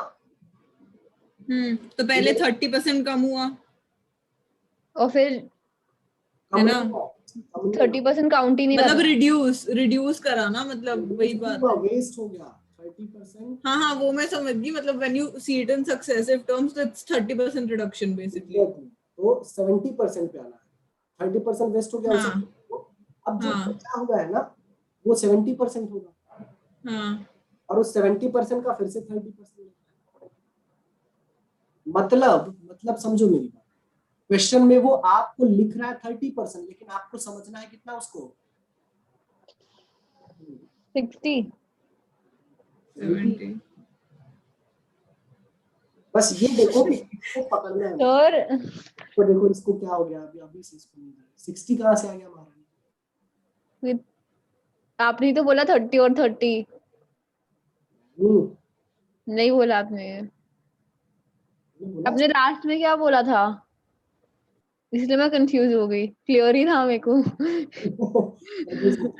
तो समझ रहे हो, देखो क्वेश्चन में वो बोल रहा है 30% वेस्ट हो गया, इसका मतलब मुझे ये समझना है कि भाई 30% वेस्ट हो गया तो बचा 70%। तो 70%, हाँ यस सर, हाँ ना वेस्ट हुआ और 70 के ऊपर 30 हो रहा है उसके बाद। एग्जैक्टली, हाँ यही तो समझना है, और ये यस सर, है।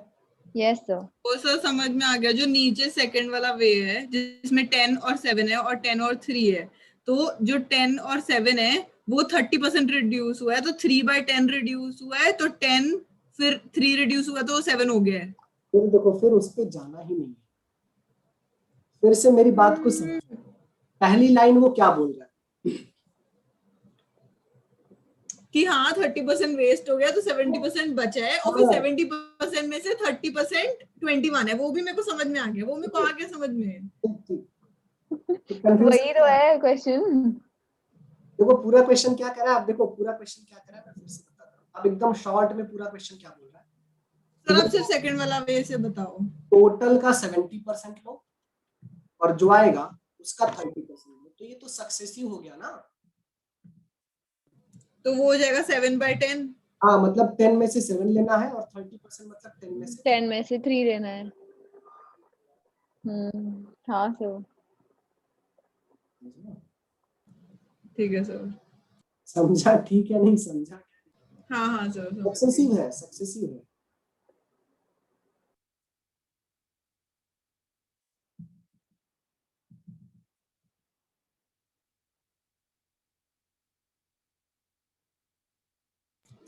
Done sir. ठीक है, चलिए क्वेश्चन नंबर 46। यार आप बहुत बड़े बड़े क्वेश्चन आ रहे हैं, देखो है बड़ा सिंपल सा क्वेश्चन, लेकिन वो इतना लेंथी लिख देता है ना कि हमको लगता है कि यार बहुत बड़ा क्वेश्चन। आओ समझते हैं क्वेश्चन में कि Ramesh buy a house for 2 lakh, 2 lakh में हाउस उसने खरीदा। The annual repair cost come to 6.0% of the price of purchase. जितने में खरीदा उसका 6% उसका रिपेयरिंग कॉस्ट चला गया। अब कहा गया beside he has to pay an annual tax of rupees 12,000, 12,000 का टैक्स पे कर दिया उसने। At what monthly rent must he rent out the house to get a return of 20% on his net investment। Net investment की बात की गई है, net investment of the first year. बड़ा सिंपल सा क्वेश्चन है देखो। तो नेट इन्वेस्टमेंट में मतलब जो उसने सब कुछ आ जाएगा, या सब आ जाएगा। हाँ टैक्स yes, 2 लाख में आप 6% भाई टैक्स लगा दो, 6% कितना हो जाएगा 12,000। 12,000 तो लग गया टैक्स, प्लस 12,000 उसका रिपेयर कॉस्ट चला गया, ठीक है, प्लस का 12,000 टैक्स। उसके अलावा 12,000 तो टैक्स उसने दिया, 6% रिपेयर में खर्चा किया, 12,000 टैक्स दे दिया, मतलब टोटल उसका नेट इन्वेस्टमेंट कितने का? 2 लाख माइनस 2,24,000। क्लियर है यहाँ तक? Yes sir. हाँ सर। कहा गया है कि भाई उसे साल में 20% का रिटर्न चाहिए। 20% का रिटर्न मतलब 20% का रिटर्न तो भाई 2,24,000 का 20%, यस सर। 22, 22, 44, 44,800 होगा। कितना होगा ये? 44,800। 4,488। Yes sir. कितना मुझे प्रॉफिट चाहिए, तो पूछा गया है कि जरा बताओ वो कितना रेंट लेगा पर मंथ का, ताकि उसे 4,488 मिल जाए। या रेंट निकालने का मतलब जो नेट इन्वेस्टमेंट है उसे भी 12 पार्ट में डिवाइड करो और प्रॉफिट भी 12 पार्ट में, 12 पार्ट में। या फिर ये 2,24,000 और 44,800 को एक साथ ऐड करके 12 से डिवाइड कर दो, तब भी आंसर आ जाएगा। वही कर लेते हैं, काम करते हैं। 2,24,000 में 44,800 ऐड कर दो। Yes sir. तो आ जाएगा ये 00, तो ऐसे ही आ जाएगा। 8 और 0 ऐड करेंगे तो 8 आ जाएगा। उसके बाद 4 672 8 आ जाएगा। उसके बाद 4 to 6 आ जाएगा, यानी 268800 आएगा। इसको 12 से डिवाइड कर दो, 12 से डिवाइड कर दो, देखो कितना आता है आंसर।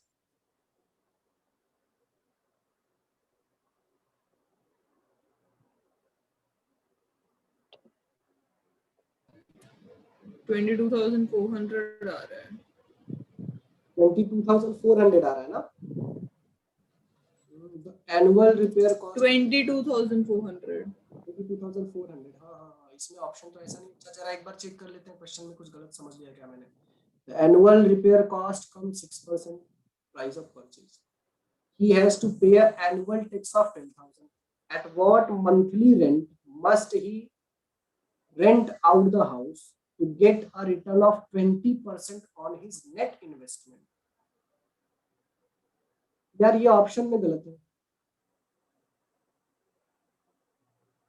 ऑप्शन में गलत है कुछ ना कुछ। मेरा आंसर चेक कर लीजिए क्या दिया गया है। सर इसमें हमने पहले 2,24,000 तक आ गया। उसके बाद वो कह रहे हैं to get a return of 20% he must earn 2,24,000 into 0.2। 0.2 क्यों कर रहे हैं वो? एक काम करो जरा इसको डिवाइड करो, आंसर कितना दिया है उसने? अच्छा 20%। हाँ तो 2,24,000 का 20% इज 44,800। यहाँ तक आ गया। 4733.33 आता है इसको सर। डिवाइड किया क्या?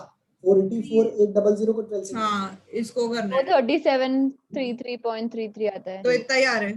नहीं तो क्वेश्चन का वर्डिंग्स उसने गलत लिखा। उसको लिखना चाहिए था at what monthly rent must he rent out the house to get a return of 20%।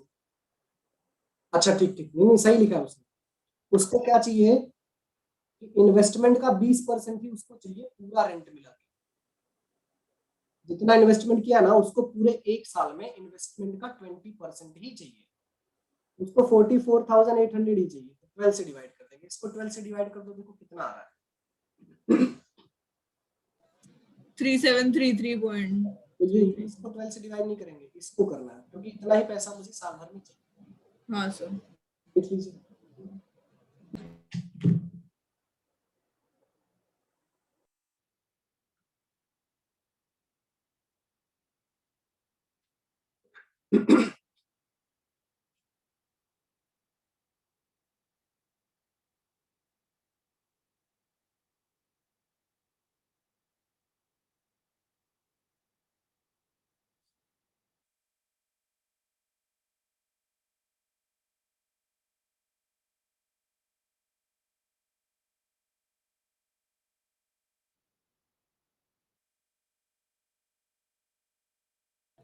Yes sir. हाँ सर, उसमें ये लिखा हुआ था at what monthly rent must he rent out, इसलिए हाँ, तो कितना इसका आंसर आएगा? 3733 ना? 3733.33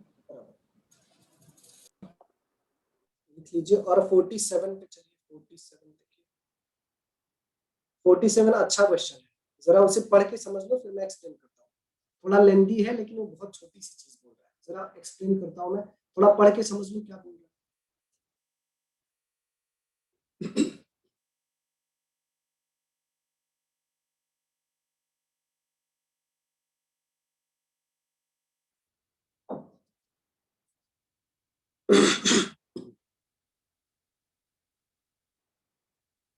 क्वेश्चन में क्या कह रहा है पता है? वो कह रहा है कि भाई तू 2 ट्राउजर उसे खरीदने थे, ठीक है? 2 ट्राउजर उसने खरीदने थे। अब यहाँ से पूरा क्वेश्चन शुरू हो रहा है। The shopkeeper offer me the first trouser for 42 में उसने ऑफर किया, और कहा गया है कि usually it sold for 8/7 of the that price. वो ये कह रहा है कि मैडम मैं आपको 42 में तो दे रहा हूँ, लेकिन यूजुअली इस 42 के 8/7 प्राइस में बेच रहा हूँ। अब ये 8/7 का पहले मतलब समझो। इस 8/7 का मतलब ये होता है कि मैडम मैं आपको 7 में बेच रहा हूँ, जबकि यूजुअली मैं इसे 8 में बेचता हूँ। पहले इसका मतलब बताइए, क्लियर है क्या? हाँ सर। वो बोल रहा है कि मैडम 8/7 में बेचने का मतलब मैम आपको मैं 7 में बेच रहा हूँ, यूजुअली मैं 8 में बेचता हूँ, और 7 की वैल्यू 42 है। 7 की वैल्यू 42 कितने टाइम है? 6 टाइम। 6 टाइम्स, तो ये उसका भी 6 टाइम। 48 उसका ओरिजिनल प्राइस है, ठीक? Yes sir. पहले हाँ ट्राउजर का। हाँ जान अब दूसरी ट्राउजर के बारे में बोल रहा है कि 36 में लेके जाओ, लेकिन यूजुअली 7/6 में बेचता सेम हूँ। चीज। मतलब वो ये बोल रहा है कि मैं 6 में आपको बेच रहा हूँ, लेकिन यूजुअली मैं 7 में बेचता हूँ।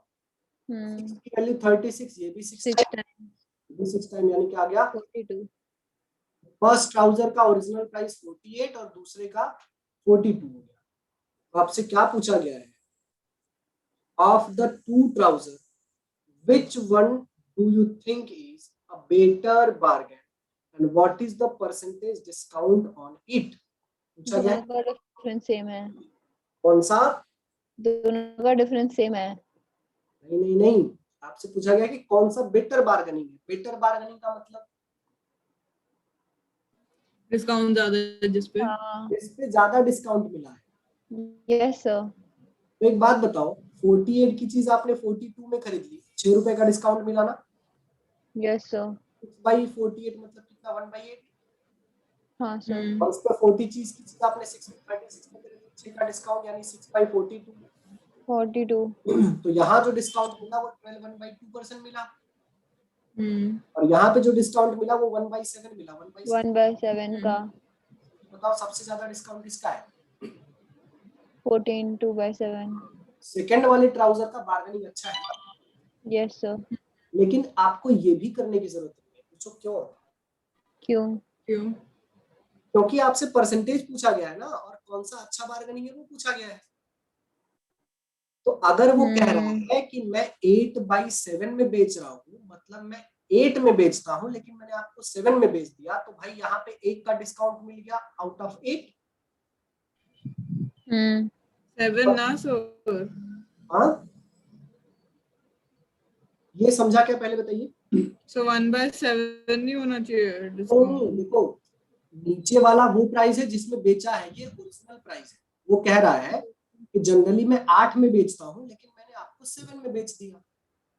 Yes sir. मतलब 8 की चीज 7 में ले ली आपने तो 1 रुपए का डिस्काउंट मिला, लेकिन किस पे डिस्काउंट मिला? 8 रुपए पे मिला ना। जो तो ओरिजिनल प्राइस था, डिस्काउंट हमेशा जो ओरिजिनल प्राइस पे होता है उस पे होता है। एग्जैक्टली। तो यहाँ पे 12.1/2% का डिस्काउंट, और Yes. 7/6 में बेचने का मतलब जनरली मैं 7 में बेचता हूँ लेकिन मैंने आपको 6 में बेच दिया, मतलब डिस्काउंट कितने का मिल गया? 1 का, 1/7। 1/7 में, भाई तो ये ज्यादा है ऑब्वियसली। सेकंड वाला ज्यादा है, ये लिखने की जरूरत ही नहीं है। हाँ सो है तो इसका ऑप्शन क्या होगा? Second trouser. Second trouser 14.28। Exactly यही आंसर है, लिख लीजिए, बहुत अच्छे से लिख लीजिए, समझ लीजिए। कहीं कोई कंफ्यूजन होगा तो बताइए।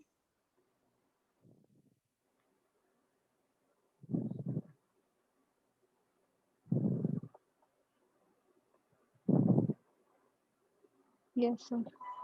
आगे चले। हाँ सर। निहालिका मैम आपको क्लियर है ना इसमें? ये लिखने yes sir, yes sir, yes sir, clear है। Question number 40।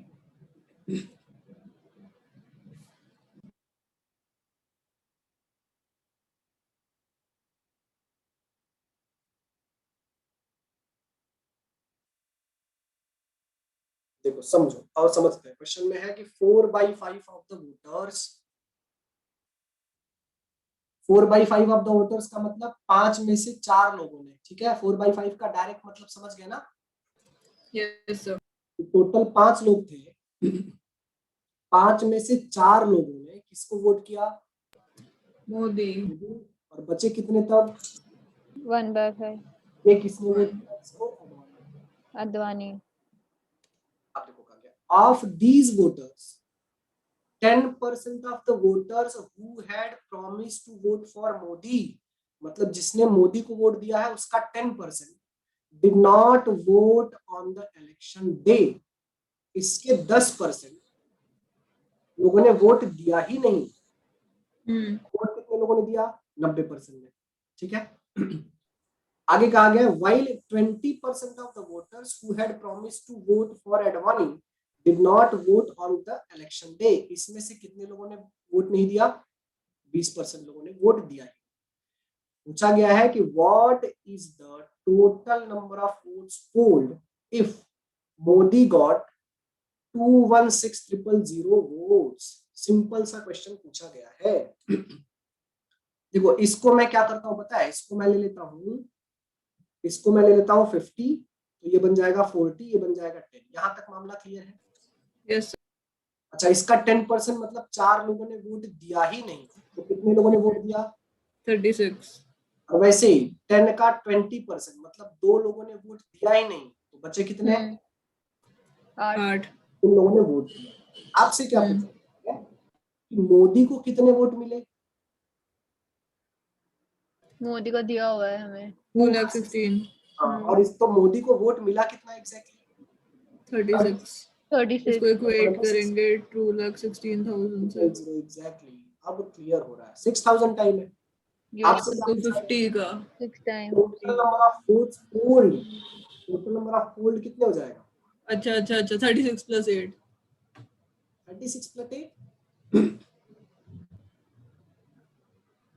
क्योंकि उतने लोगों ने तो करा ही नहीं ना वोट। एक मिनट रुक जाओ। नहीं यार, ये नहीं होगा।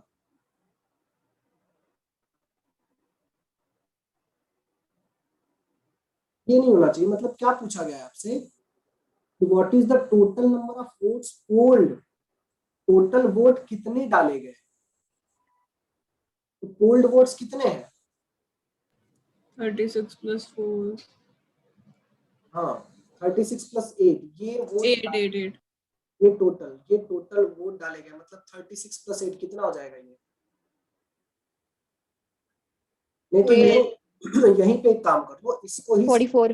तो भी 6,000 टाइम बना लो, ये आ जाएगा 48,000। हाँ 6,000। Yes sir. इसी को ऐड कर लेते हैं, और उन दोनों का ऐड कर दो। इन दोनों को ऐड यस कर। सर। ये हो जाएगा हाँ 264 सर 264 सही हमारा आंसर। ऑप्शन मैच करते चलो, बुक है तो ऑप्शन मैच करते चलो। सी सर। हाँ सर बुक है। समझ गए ना? Yes sir. इसलिए बिल्कुल स्टेप बाय स्टेप मैंने लिखवाया है ताकि कोई कंफ्यूजन ही ना बचे। हाँ सर आंसर सही है। लिख लीजिए।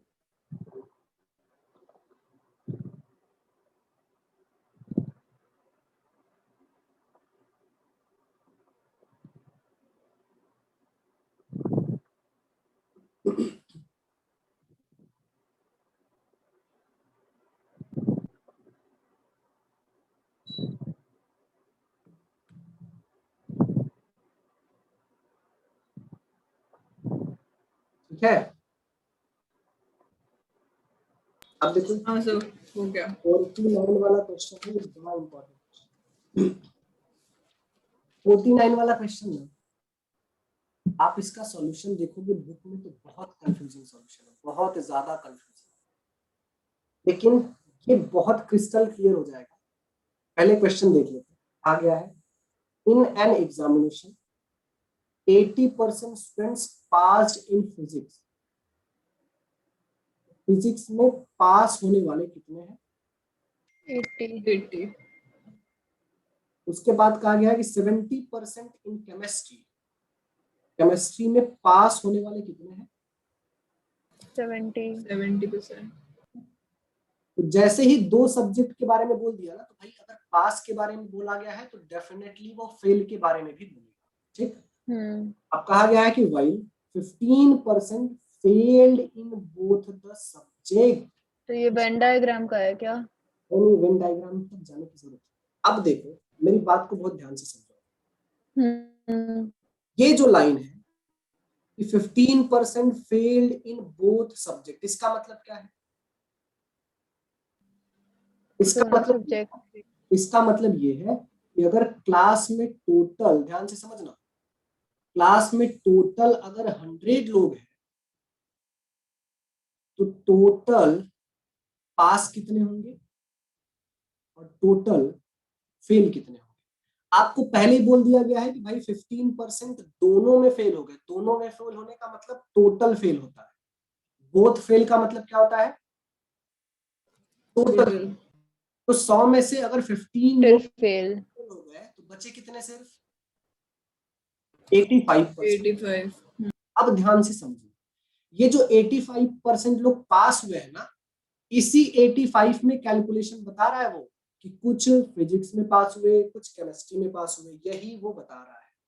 ठीक है, यस सर। अलग अलग नहीं बता रहा है।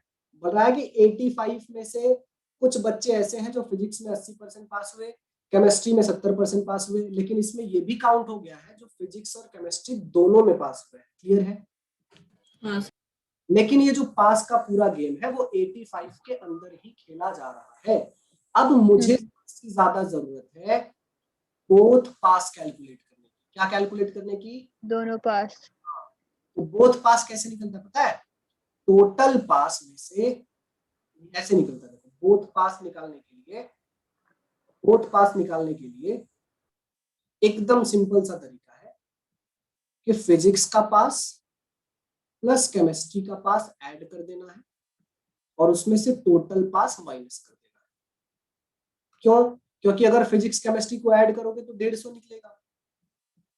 तो ये तो सर 150 85 से ज्यादा है ना, तो ऑब्वियस सी बात है उसमें कुछ ऐसे होंगे जो दो बार काउंट किया हमने। तो 150 में से माइनस कर देते हैं 85 जो कि टोटल पास आया है, और इसको माइनस करेंगे तो बचेगा कितना? 65%। मतलब दोनों में पास होने वाले कितने हैं?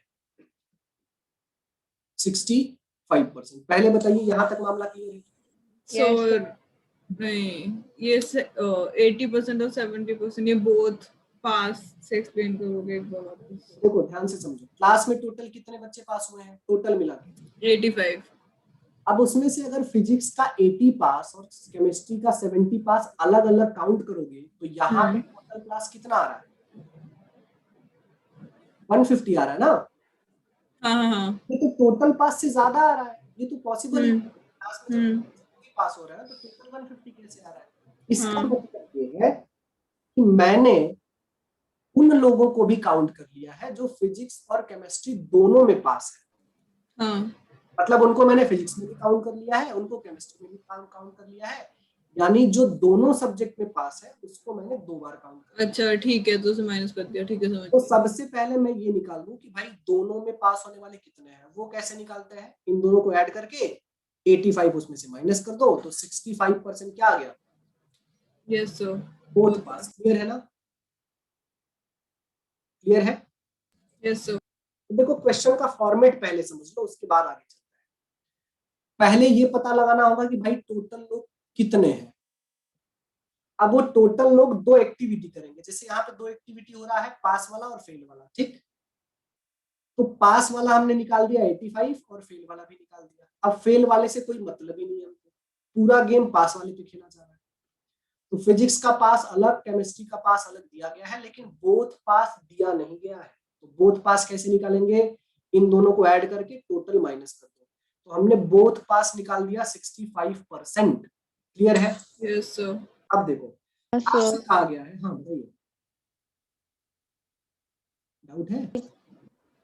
नहीं सर। नहीं सर, नहीं सर, क्लियर है। चलो, अब देखो पूरा क्रिस्टल क्लियर हो जाएगा। अगले लाइन से कहा गया है कि if 3250 student pass in both subject, तो यार उनका नंबर भी पता चल गया, उनका परसेंटेज भी पता चल गया। 3250। 5% की वैल्यू 3250।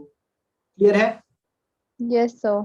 ये बोथ हाँ पास सर। का परसेंटेज है और ये बोथ पास का नंबर है। कितने टाइम है ये? 50 टाइम है। 5 हम्म 5 जा 25, 6 5 जा 30, 50 टाइम है। तो आपसे क्या पूछा गया है?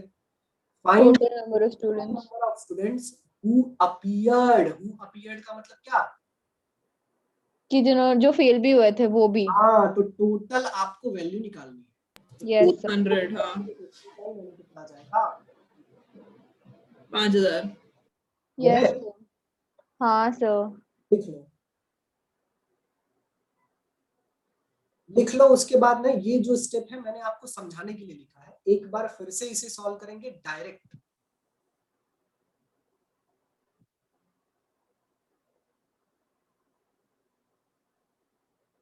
वेन डायग्राम तक जाने की जरूरत ही नहीं। हाँ।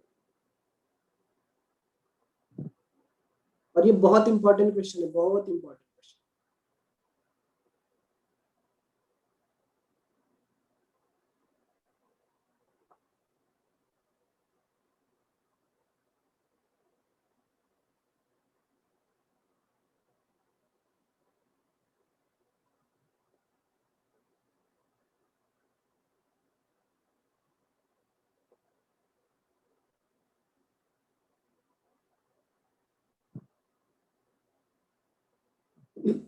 Yes sir. हो गया लिख के? हाँ सर। अब थोड़ा सा ऊपर वाले लेवल पे सोचना होगा ना, तो कैसे सोचेंगे? देखो ऐसे सोचना होता है। आप देखो फिजिक्स का 80% ओके है, केमिस्ट्री का 70% ओके, लेकिन जैसे ही आप ये वाली लाइन पढ़ते हो ना, 15% फेल इन बोथ, तो आप सोचोगे भाई 100 में से 15 फेल हो गए, उसके बारे में सोचना ही नहीं है। बचे कितने? सिर्फ 85। 85। अब इस 85 में मुझे कैलकुलेट करना है बोथ पास वाले। क्या कैलकुलेट करना है? बोथ पास वाले। पास। बोथ पास वाले कैसे कैलकुलेट करेंगे? देखो 80 प्लस 70 कर दो 150, 150। 150 से 85 माइनस कर दो, कितना गया? 65। और उसी को 3250 से इक्वेट कर लो, पता चलेगा क्या? और टोटल ढूंढना है तो 100 लोग। टोटल अपीयर निकालना है, मतलब 100 की वैल्यू निकालनी है। कितना गया? हम्म। तो ये क्वेश्चन वर्बल है, वर्बली सॉल्व हो सकता है। Yes sir. तो बस कंसेप्ट बिल्कुल क्लियर होना चाहिए। ठीक है, लिख लीजिए अच्छे यस से। सर।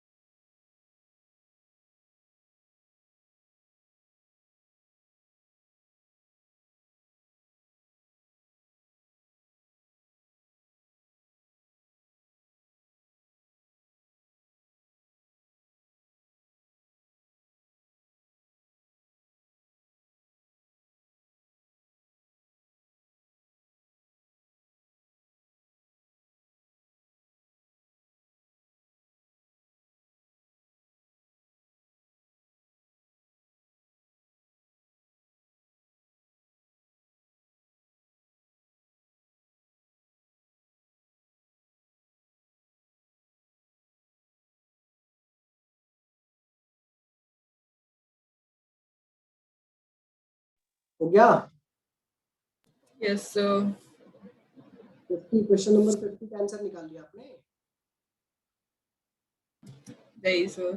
जरा ट्राई कर लो, एक छोटा सा काम कर लो। मैं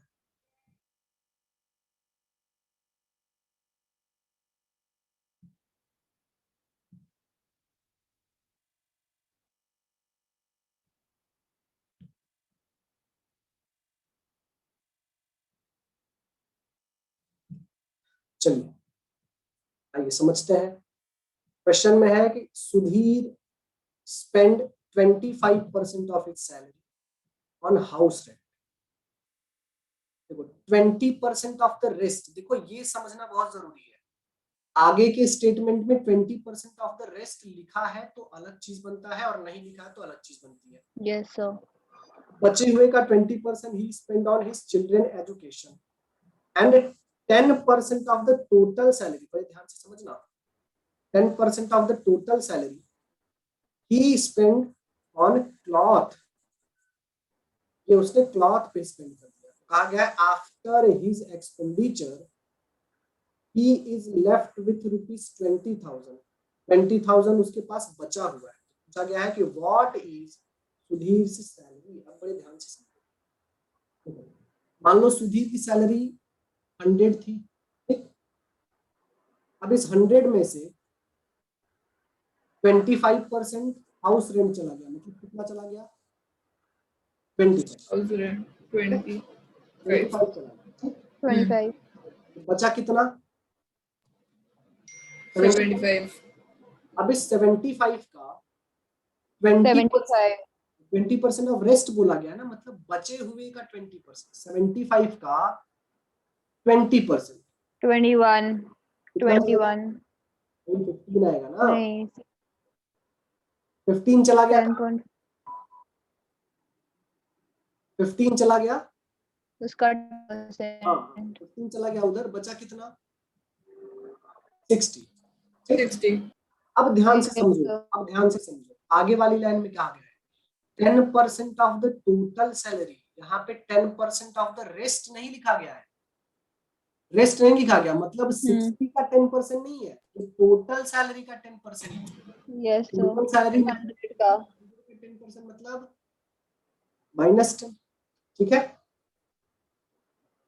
50 हाँ, हाँ 50 सर। और 50 की वैल्यू, ये लेफ्ट वाली वैल्यू है, ये लेफ्ट वैल्यू है, ये लेफ्ट है, उसके पास 20,000 20,000 कितने टाइम है? तो 20 टाइम्स है, ये है 4 टाइम्स। 0 कैंसिल हो गया, वो 400 टाइम।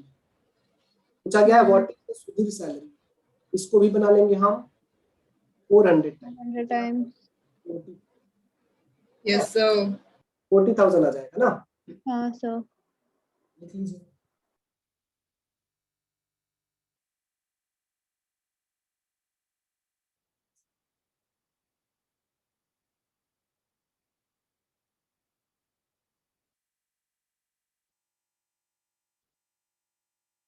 अब एक बात बताइए, क्या ये डायरेक्ट हो सकता है? हाँ सो 1/4 हाँ 1/5 कम करके बस 100 को माइनस, पहले 25 उसके बाद माइनस। ठीक है, कैसे होगा बताइए? ओरिजिनल न्यू वाला होगा। पहले पहले उसमें होगा 4354। हम्म, तो जब वो मल्टीप्लाई करेंगे फिर वो निकालेंगे और फिर उसके बाद 10% ऑफ 100, वो तो वैसे ही निकलेगा पर देखो, 1/10। समझो, वो कह रहा है 100%, ये टोटल सैलरी है, पहले 25% माइनस कर दिया, कितना माइनस किया? 25%, ठीक? अब जो 25 बचा यस सर। उसमें से क्या माइनस किया? 20%। अब जो बचा उसका 10% करना है क्या?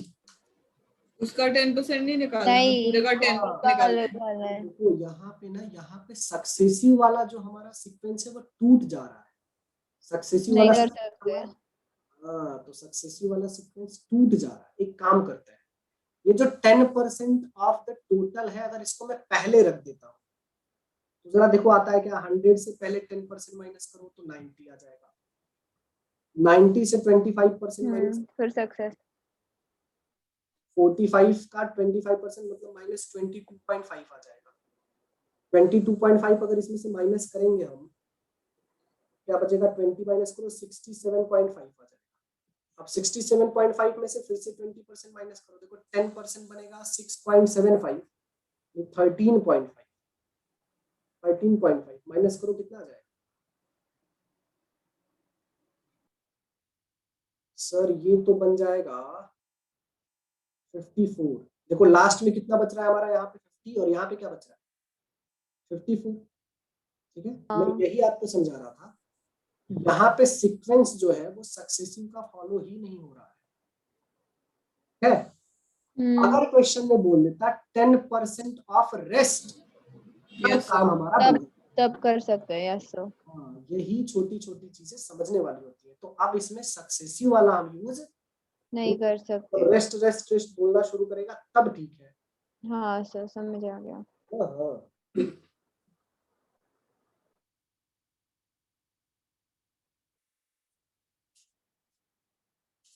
Yes sir. लिख लीजिए। हाँ सर।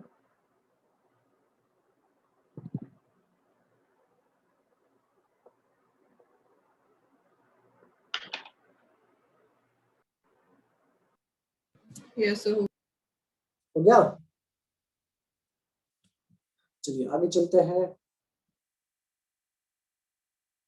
क्वेश्चन नंबर 51 पे। क्वेश्चन पे है कि the entrance ticket at the Imagica in Mumbai is worth 1000 रुपए का entrance ticket. When the price of the ticket was lowered, the sale of ticket increased by 25%। मतलब 1000 रुपए का टिकट है, जब प्राइस कम होता है ना तो टिकट का सेल ज्यादा हो जाता है।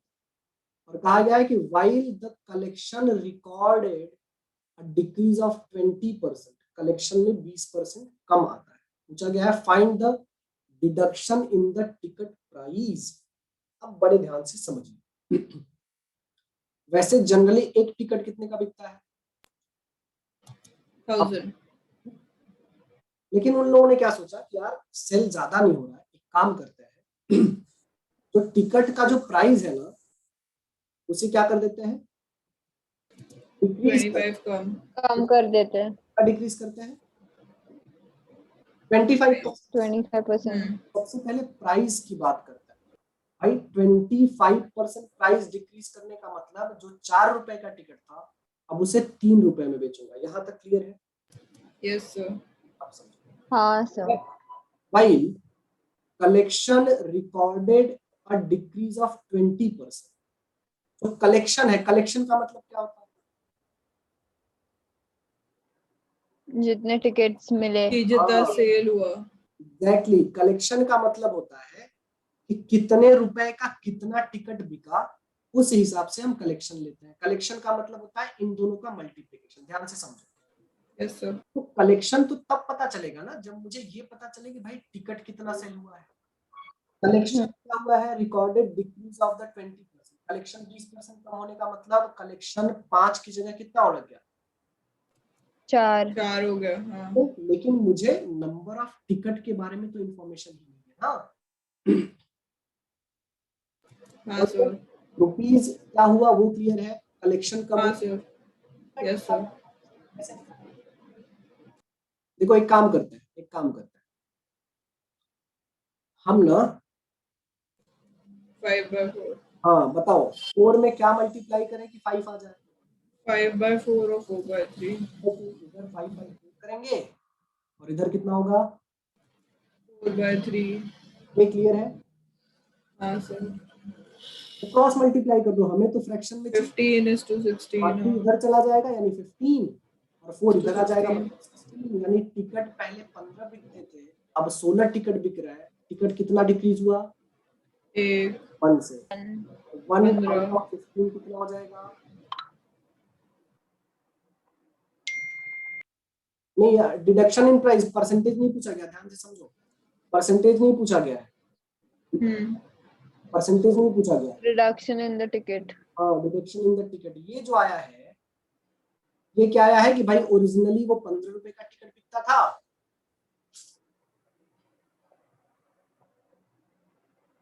Deduction in the ticket, deduction थोड़ी हुआ है टिकट में यार। तो 1/15 into deduction in the ticket, अच्छा ठीक है, रुको रुको, डिडक्शन इन द टिकट तो यार यहाँ से आएगा। अच्छा अगर ये 16 15 है तो 16 और ये 15 आ जाएगा। 16 को अगर हम डिवाइड करें, फिर 625 आ रहा है सर।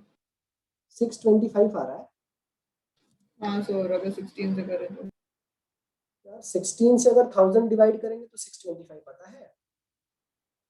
हाँ सर, 1000/16 है 625। और 250 डिवाइड बाई 4 आएगा। 250 डिवाइड बाई 4 का मतलब हो जाएगा 62.5 आएगा ना। हाँ sir. Find the deduction in the ticket, ticket में कितने का डिडक्शन हुआ है।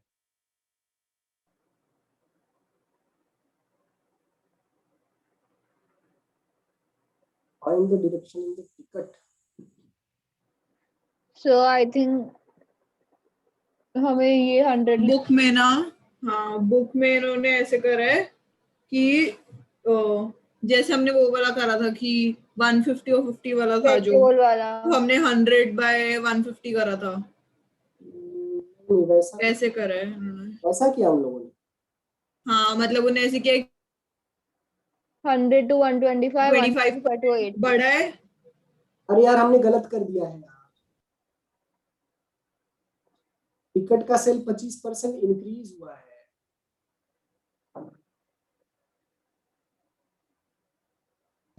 अच्छा हाँ। चलो एक टिकट का प्राइस था 1000, ठीक है। When the price of ticket was lowered, देखो यहाँ पे हमने नहीं, इसको समझ नहीं पाया। टिकट का प्राइस बढ़े, कम हुआ है। टिकट का प्राइस कम हुआ है मतलब ये तो पता है नहीं कि पहले कितने का टिकट था अब कितने का टिकट है। कह रहा है कि the sale of ticket increase by 25%। तो जो टिकट का सेल है वो बढ़ा है ना। मतलब 4 टिकट के बदले अब 5 टिकट है। और जिसकी वजह से हमारा जो कलेक्शन हुआ है 20% डिक्रीज हुआ है, मतलब 5 की जगह 4 का कलेक्शन हो गया है। ऐसा इंफॉर्मेशन यार हम पढ़ नहीं पाए। सही है इंफॉर्मेशन। हाँ सर। हमने क्या टिकट के बारे में नहीं सोचा था, यहाँ पे एग्जैक्टली रुपीस के बारे में नहीं पता है। तो जरा बताइए, अब यहाँ पे सब कुछ सही है, जरा बताइए कि किसमें 4 मल्टीप्लाई करें कि 5 आ जाए। 5/4 में, ठीक। हाँ सर। और किसमें 5 मल्टीप्लाई करें कि 4 आ जाए। 4/5। क्रॉस मल्टीप्लाई कर लो। 5 हाँ 5 सर। 25 इधर और 4 4 16 इधर। मतलब पहले जो टिकट 25 का बिकता था अब वो कितने का बिकना चाहिए। 16 का। कितने का डिक्रीज करना पड़ेगा, 9 का। 9 25 upon 25। कितने टाइम है, 40 टाइम है। तो 9 को भी बनाएंगे 40 टाइम, 9 4 जा कितना, 36। 360 आ गया। यही आंसर है। यस और सर। हम गलत पढ़ते हैं तुम लोग भी ध्यान नहीं देते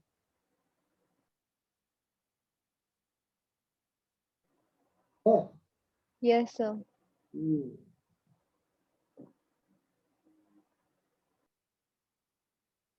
लिख लीजिए बहुत अच्छे से।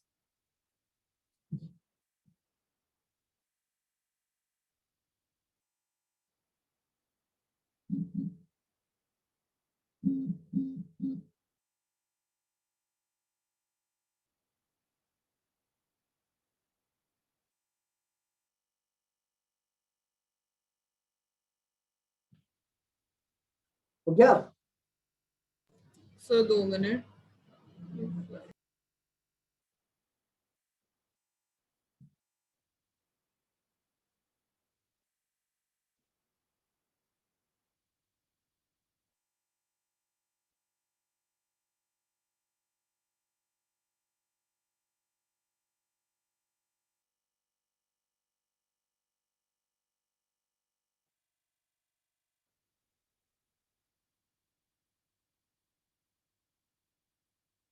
अच्छे से समझ के लिख लीजिएगा, कोई कंफ्यूजन है तो बताइए।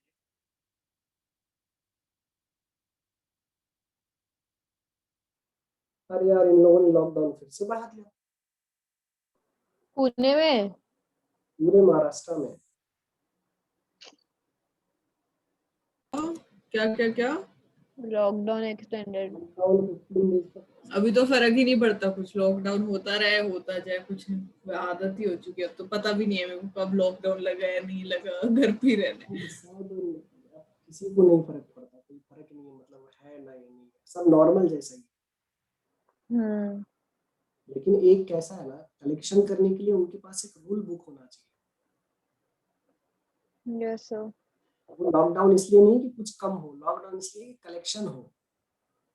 Yes sir. एक एक ऑर्डर तो पास करना पड़ता है ना उनको। जैसे आपको मास्क नहीं लगाया, बोलेंगे लॉकडाउन है, पैसा तो देना पड़ेगा ना। हाँ सर। आगे चलते हैं, देखो ये वाला क्वेश्चन नंबर 52 समझो। Yes sir. क्वेश्चन नंबर 52 एक जनरल कैलकुलेशन है जो अब तक हम कर रहे हैं। देखो क्वेश्चन में है कि रमन्स मंथली सैलरी इज ₹8, जो उसका इनकम है वो है A। Of this he spend ₹X, जो इसका एक्सपेंडिचर है वो कितना है, X रुपीज है। तो जो उसकी सेविंग हो जाएगी वो क्या हो जाएगी, A माइनस X। यहाँ तक क्लियर है? हाँ यस सर। सर। आगे चलिए। The next month he has an increase of C% in his salary। Income में प्लस C% हो गया, ठीक। And D% in the expenditure, expenditure में प्लस D% हो गया। यहाँ तक क्लियर है? Yes sir. पूछा गया the new amount save is. एक बात बताइए, C% का इंक्रीमेंट मतलब क्या हो जाएगा,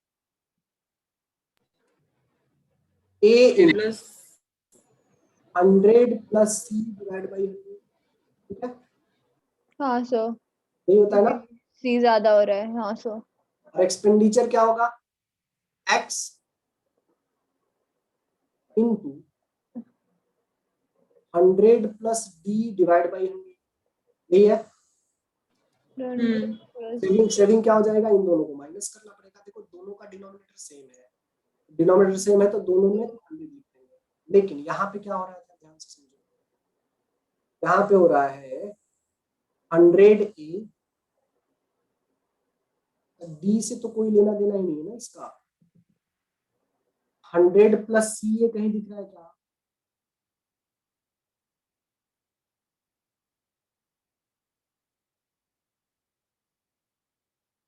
हंड्रेड प्लस C है। देखो ये वाला है, ये वाला ऑप्शन नंबर A चेक कर लो, यही वाला मेरे ख्याल से सही होगा। ए वाला ही सही है, इसकी जाने की जरूरत नहीं। 100 प्लस CA। अच्छा कैसे लिखा गया है, ध्यान से समझना कैसे लिखा गया है। ए को एज इट इज लिखा गया है।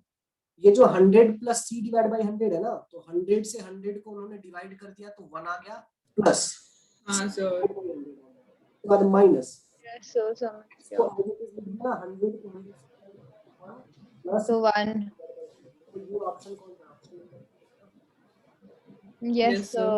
सर। कंफ्यूजिंग बना दिया है जबरदस्ती। हाँ कंफ्यूजिंग बना, हाँ, बस 100 को काटा है। बस बस उतना ही किया।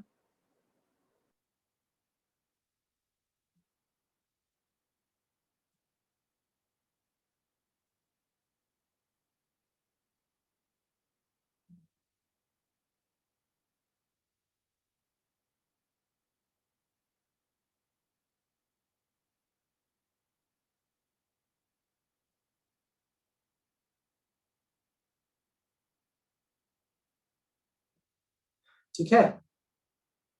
Yes sir. आज का लास्ट क्वेश्चन है हमारा 53।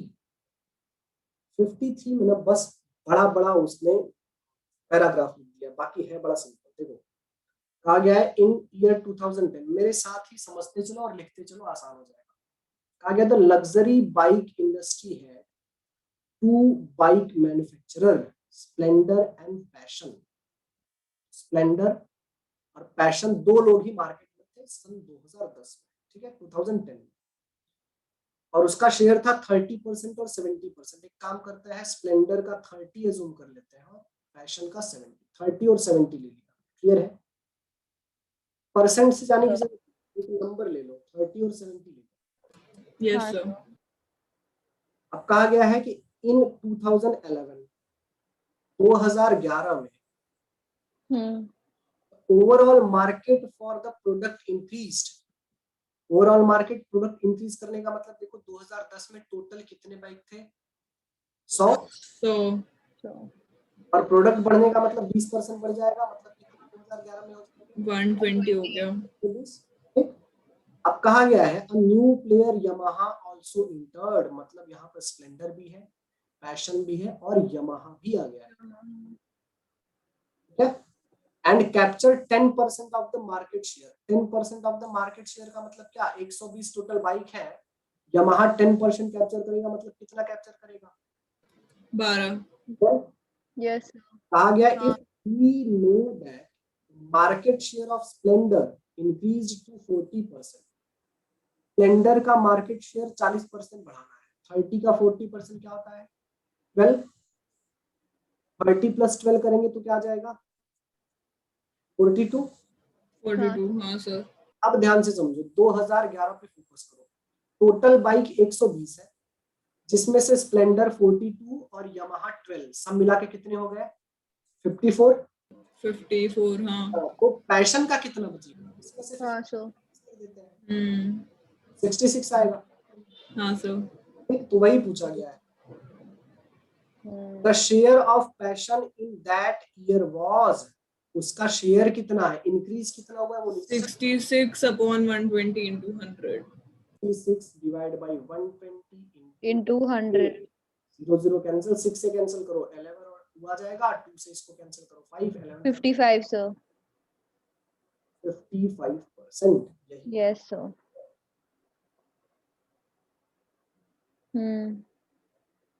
बहुत आराम से अगर कंसेप्ट नहीं समझेंगे तो ये बहुत कंफ्यूजिंग क्वेश्चन है, लोग कंफ्यूज हो जाते हैं इसमें। हाँ सर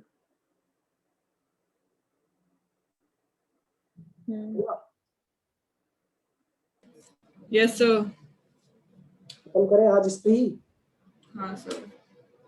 ठीक है, देखो टोटल 60 क्वेश्चन है लेवल ऑफ डिफिकल्टी 1 में, 7 क्वेश्चन और बचे हैं, 7 क्वेश्चन कल करेंगे और लेवल ऑफ डिफिकल्टी 2 पे चलेंगे। हाँ सर है ना? सर हम सारे लेवल ऑफ डिफिकल्टी करने वाले हैं ना? एग्जैक्टली सारे ही करने पड़ेंगे, या फिर एक चॉइस है आपके पास कि आप कुछ क्वेश्चन सॉल्व करो, जो डाउट है वो क्लियर करेंगे और उसके बाद नेक्स्ट पे चलेंगे।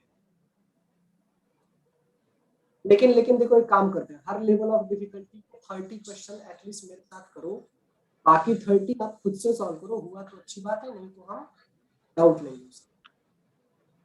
Yes sir okay sir. लेकिन देखो जनरली आप मेरे साथ ही सब कुछ बताओगे, वो ज्यादा बेटर है। तो बस इनिशियल के चैप्टर मतलब आपके साथ ही एक बार कर ले, जब कॉन्सेप्ट्स क्लियर हो जाएंगे फिर हम खुद भी कर सकते हैं। एग्जैक्टली हाँ। हाँ सर है, फिलहाल तो आप लोग सिर्फ रिवीजन करो। हाँ सर 2 से 3 बार एक बार ही करते हैं हम। ठीक है एग्जैक्टली। हाँ वन टाइम में सिर्फ 20% दिमाग में बैठता है। हम्म तो इजी वाले हैं वो तो तुरंत बैठ जाते हैं, लेकिन जो थोड़े लॉजिकल है ना वो उसे रिवाइज करना जरूरी हाँ सर है ना? Yes sir. यस सर तो थैंक यू सर। आज का क्लास यहीं खत्म करते हैं। ठीक है सर। कल मैं आपको ऑनलाइन, सर आवाज नहीं आ रही। क्या मैं क्या बोल रहा हूँ, मैं आप लोगों के ग्रुप में देखो वो भेजता हूँ, अलार्म भेज देता हूँ। अलार्म हाँ यस सर। हाँ सर यस सर पहले रुक जाओ, वो पहुंच जाएगा तो मेरे को बताओ।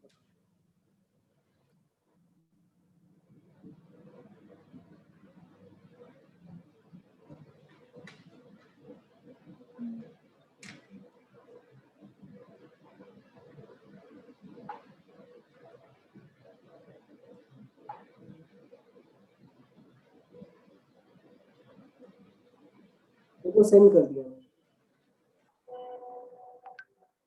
यस सर प्ले करो, प्ले होता है क्या? नहीं खुल रहा सर। तो एक काम करना, फाइल में जाना, डाउनलोड में जाना, उसमें ना फाइल सेव फाइल्स का को रीनेम करना। क्या सर? फाइल को रीनेम करना, रीनेम जब करेंगे ना तो .mp3 उसके आगे ऐड करना।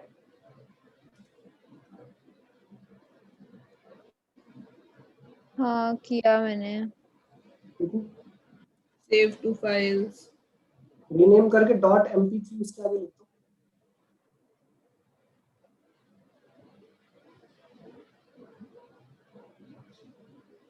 हो गया क्या? नहीं सर, रुक जाओ, मैं दूसरा फाइल भेजता हूँ।